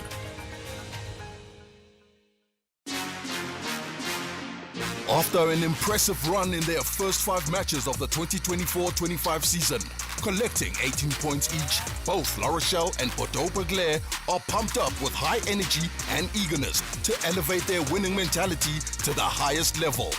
Witness the collision of two giants, the top 14 rugby contest between La Rochelle and Union Bordeaux-Bègles on Sunday, 20 October at 9 p.m. Live on SABC Sport on DTT Channel 4. Also available everywhere for everyone, always on SABC Plus and SABCSport.com. Proudly brought to you by SABC Sport. For the love of the game. Economic news on SAFM. Facts and figures you can count on. Right, let's reflect on the markets with Jimmy Moya. Jimmy, what do you talk about on Friday? Good afternoon, Ashraf. Good afternoon to the listeners. Generally, we just take a look at how the markets have been closing out the week. It's been an interesting week of market movements with everything from CPI data out of Europe to earnings season kicking off in the US. So these factors tend to move markets and move around some sentiment, and we're seeing that markets are closing out the week in very positive territory. Hong Kong and Chinese markets leading the charge in terms of Asian markets, growing by more than 2% in each case there. Our own markets also having a good day with resources continuing to fight the good fight there, coming back more than 1% in today's trade. The Rand also holding steady against the US dollar and against all the other major currencies. We're still not below that 17 Rand level against the dollar. We're at about 17.57, but we at one stage were above 17.60 against the US dollar. So it's nice to see a bit of recovery from the Rand's perspective. We are continuing with earnings season going into next week. So there are going to be a couple more companies out of the US that are going to be giving us numbers on their performances and updates on their performances, and we're going to be seeing how those are going to impact how U.S. investors are seeing the markets and how, just in general, the markets would then respond. The Brent crude price, interestingly enough, on the oil front, despite the escalated and elevated tensions in the Middle East continues to hold below $75 a barrel, and that's always a positive thing. What we've also noticed in the past is tend to kind of escalate over weekends in the oil case, and you might see oil price movements that happen overnight on Sunday going into Monday. So that's something we keep an eye on going into weekends nowadays. But generally, everything looks to be good. We don't want to speculate too much because the gold price has reached new all-time highs yet again, and so things are looking very positive, almost too positive, but we'll take the wins going into the weekend, understanding that it's been a very difficult 2024 so far, but the markets are showing some good signs ahead of this last quarter of the year, and we could be in for a very strong finish. Of course, we still have to contend with U.S. elections, and as we get closer to that date, that's going to cause a lot more volatility in the markets as well. Okay, perfect. No show today. I know that it's Friday, whether you're playing golf or paddle or cricket. I don't know what you're doing. But anyway, well, what are you doing? Just winding down, actually. Okay. Here's your chance. Go and enjoy that. We'll talk on Monday. Jimmy Moya with the SAFM market update, as he always does around this time. But that's the weekend for him. Right. Let's get back now to our conversation with the fireside chat with the professors, Salim Abdul Karim and Quraisha Abdul Karim. Next up. The National Pulse with Ashraf Garda. Weekdays, 3 to 6 p.m. Okay, so we continue chatting as part of the daily or the Friday fireside chat with Salim Abdul Karim and Quraisha Abdul Karim, both professors, and for the benefit of this conversation, it's all very, very chatty, so it's Quraisha and Slim as many of his chummies would certainly know him as, right? I want to take a couple of calls. Before I do that, so we were talking about COVID, Slim, and you mentioned about the need to pivot, but maybe very quickly, because time's against us here, what for you are, maybe two things, the great lessons learned from COVID-19 in South Africa and the world, right? And you can answer this to the now oft-repeated, with hindsight, position from people who are saying this whole thing was just one silly hoax. It never really happened. And the vaccines should never have been allowed to happen in the first place. We've just wasted a lot of time. Maybe respond to all that in one go, then we'll move on to other things. Yeah. Sure. I think for people who say, this was just like flu, they're just clueless and they are just lying, because the truth of the matter is very clear. It's estimated that there were just over 7 million reported deaths and that there were well over 20 million excess deaths. That's not flu. That's a serious pandemic. And the number of families who have lost loved ones, people across the world, almost everybody knows of somebody else who died from this disease. Either a family member, a friend, a neighbor, a colleague, somebody. So this is a real serious crisis that we had to deal with. And some countries dealt with it well, others not so well. In South Africa, we did reasonably well. And I think that we have to understand that this is not going away. There's going to be another pandemic. It's just a question of when. Okay, that partly answers another question. There will be something else. But just staying with the COVID thing for now. So one thing is handling it. The bigger issue then has been not on the COVID-19 recognition, but on the issue of vaccines, where there are many people who believe that was rushed. It didn't quite work. What are your thoughts to that? Well, I think when you look at the data from the people who actually made the first mRNA COVID vaccine, it was led by two individuals, Caitlin Carrico and Drew Weissman. Caitlin Carrico had been working on her vaccine, on mRNA, for almost 40 years. She's written a book on the subject of what it took, to actually get to this point of making this vaccine. So when people tell me, "Oh, you made the vaccine very quickly," I said, "You crazy? This took 40 years of this person's life to work on this vaccine. And all that work laid the foundation. So when COVID came, she could actually make this vaccine. And she won a Nobel Prize for it, as you know. So in truth, it took us a long time.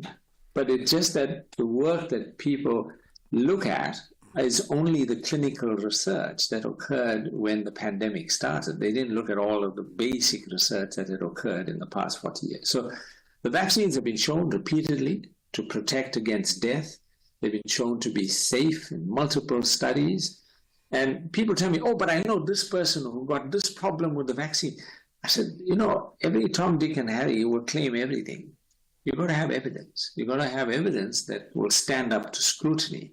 And that evidence is in published research. And there, the evidence is incontrovertible. And there are many analyses that have shown this repeatedly. The vaccines work, they prevent death, and they're safe. Okay, we're going to pause on the vaccine because maybe we can have another full debate on vaccines some other time, right? Let's take a quick call from Vivian. Hi, Vivian. Good evening, Ashraf. I'll be as quick as I can because I know you're pressed for time. Yeah. I must preface my question with saying to the duo of Karims, I admire and applaud the work you've done, and I think you'll live on in South African history much like our female cricket team. So kudos to you, really, really. My question is, in what I would term popular literature, I haven't been able to find much reference in terms of the HIV virus and its effect on the neurological aspects and cerebral aspects of the human body. And I'm asking partly because I've got a family member who has acquired HIV, and I've noticed from someone who was extremely bright, etc., I've noticed a decline, and I don't know if your omegas that you take for dementia and Alzheimer's and the vitamin Bs and all that kind of thing would help. So if I could be referred to some literature that I could follow up on, I would love that. And they can do it on the radio. Thanks Perfect. very much. Thanks for that, Vivian. Right, Qureisha, you want to answer that? No, thank you. Okay, let me have a go ahead. So the HIV is quite specific about which cells it infects.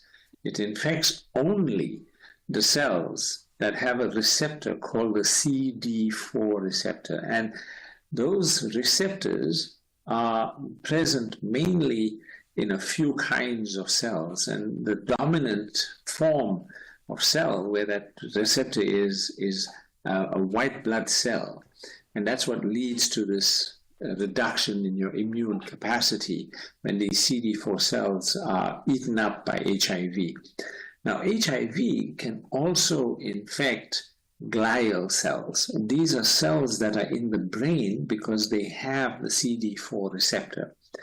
And HIV crosses the blood-brain barrier, so it can infect cells of the brain and can cause neurological abnormalities. If you want to read a lot more about it, there's a chapter in our book. I'm not trying to promote our book here, but you can get it online or get it from the library. It's HIV/AIDS in South Africa, and there's a section in there that outlines some of the neurological effects of HIV. Some of them can be debilitating, but mostly they're mild and they're self-correcting. In other words, that as you go on to treatment, they get undone. So if you are virally suppressed, you shouldn't really have this long-term sequelae that Thanks for clearing that up, Vivian. I mean, you can get the book online or even read up other research on that. We'll pause on that one because when I come back, we'll then talk about other issues more personal in the 10 minutes or so remaining with the Fireside Chat.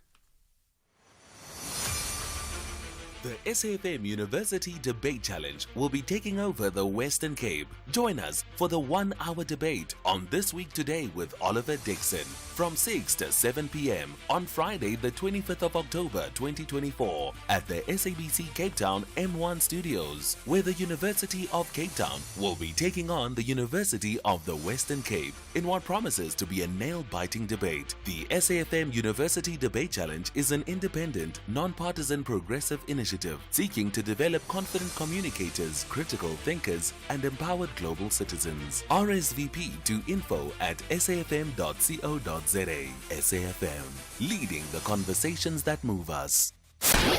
Is there ever a bad time for a good conversation? SAFM, leading the conversations that move us.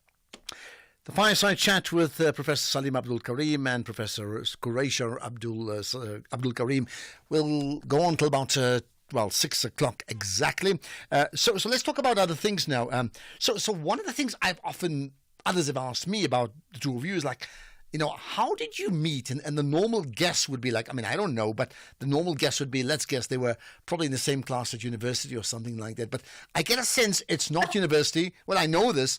It started way before that. So who wants to tell us your how did you meet up story? Qureisha's laughing. You can go ahead.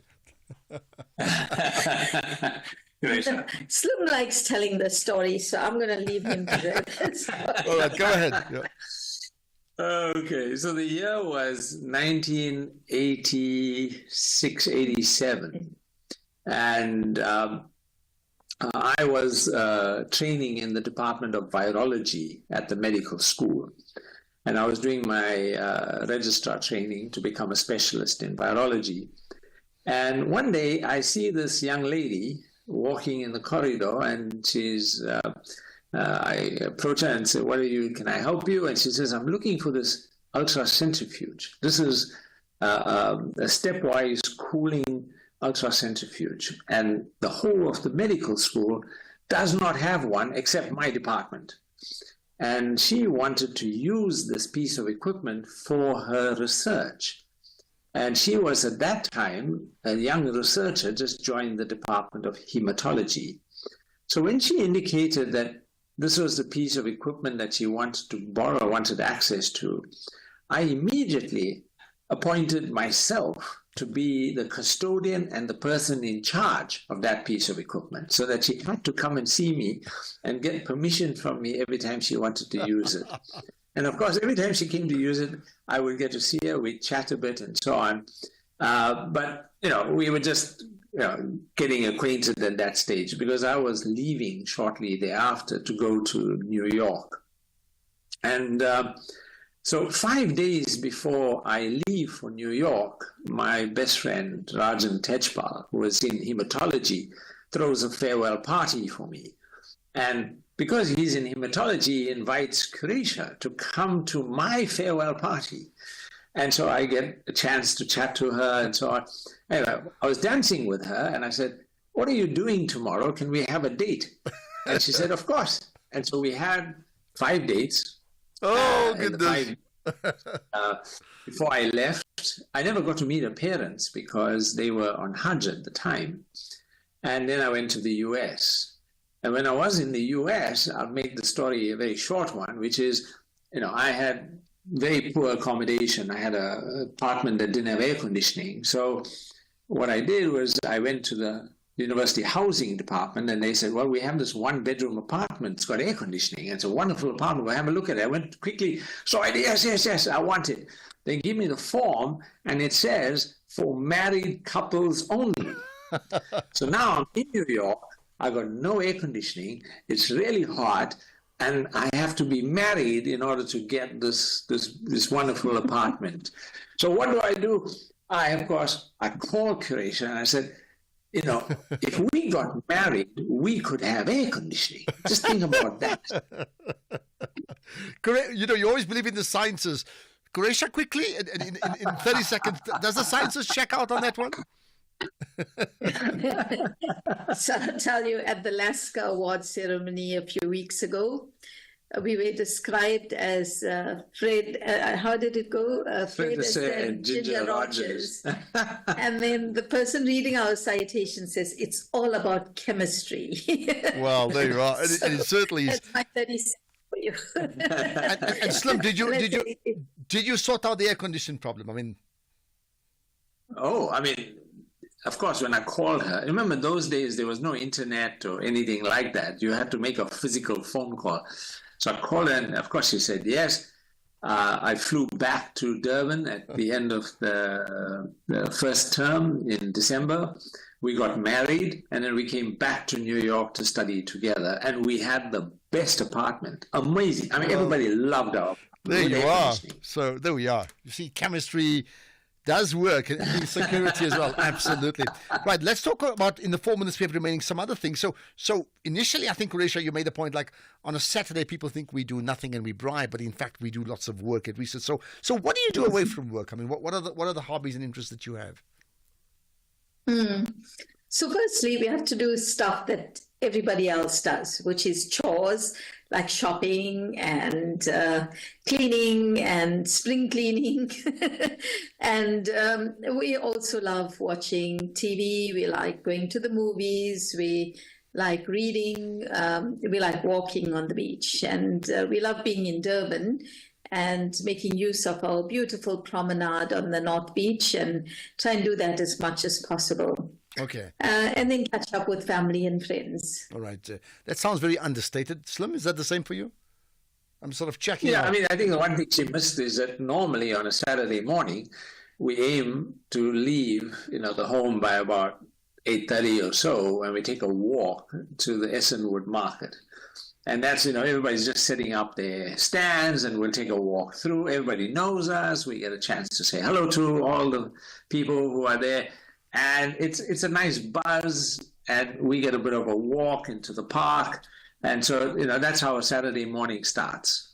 And of course, if you're ever fearful that you'll be forgotten in the world, just go to the Essenwood Market. And since everybody knows you, you'll be, now we know you'll be okay. Quretia, you spoke about reading. What do you like reading? And I'm talking about pleasure reading. Yeah, I like reading everything, but mainly documentaries, biographies, self-help, Malcolm Gladwell, that I like reading mysteries. So I've always loved reading, and I like all genres of fiction. Somebody recommends, but mostly I like documentaries. Okay, and Slim, yourself? I like the backstory. You like the bad stories. Okay, Slim, you? No, the backstory. Oh, I got that. The backstory well, I would understand that. That's inherent in your nature, I would think, right? Slim, what about you? So I'm the opposite. I don't like reading for pleasure because I read voluminously for work. So when I'm reading, it's like work again.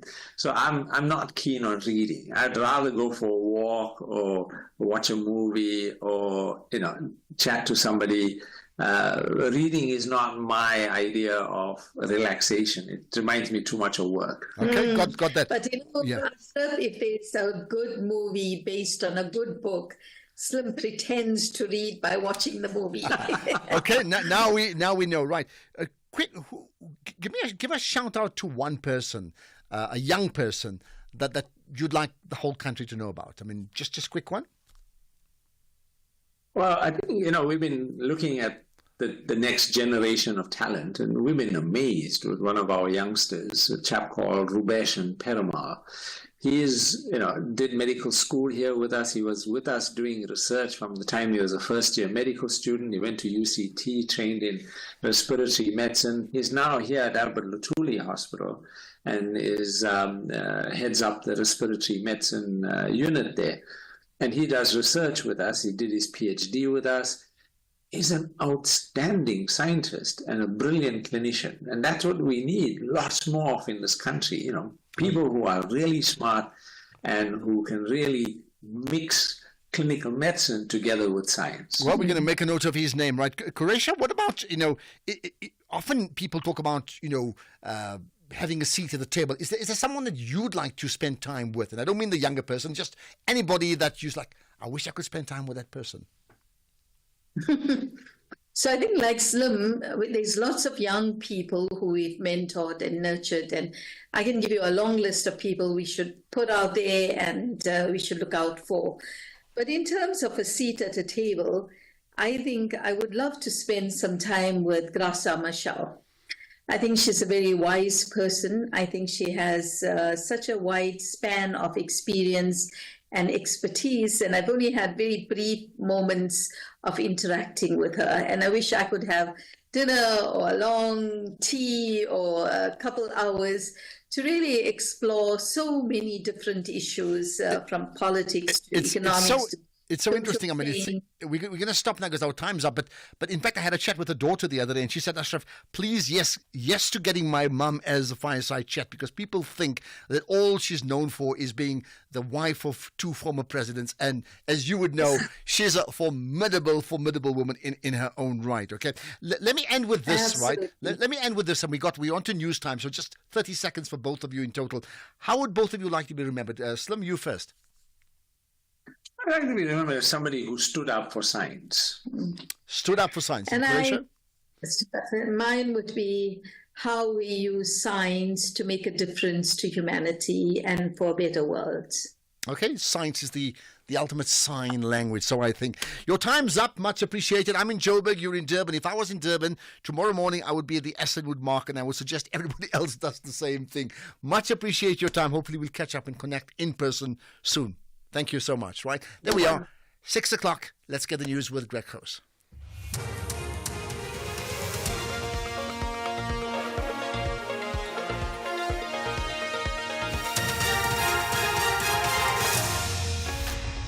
Thank you, Ashraf, and have a great weekend ahead. In this news update, family speaks on passing of Matlana and alarming survey on food insecurity. Good evening.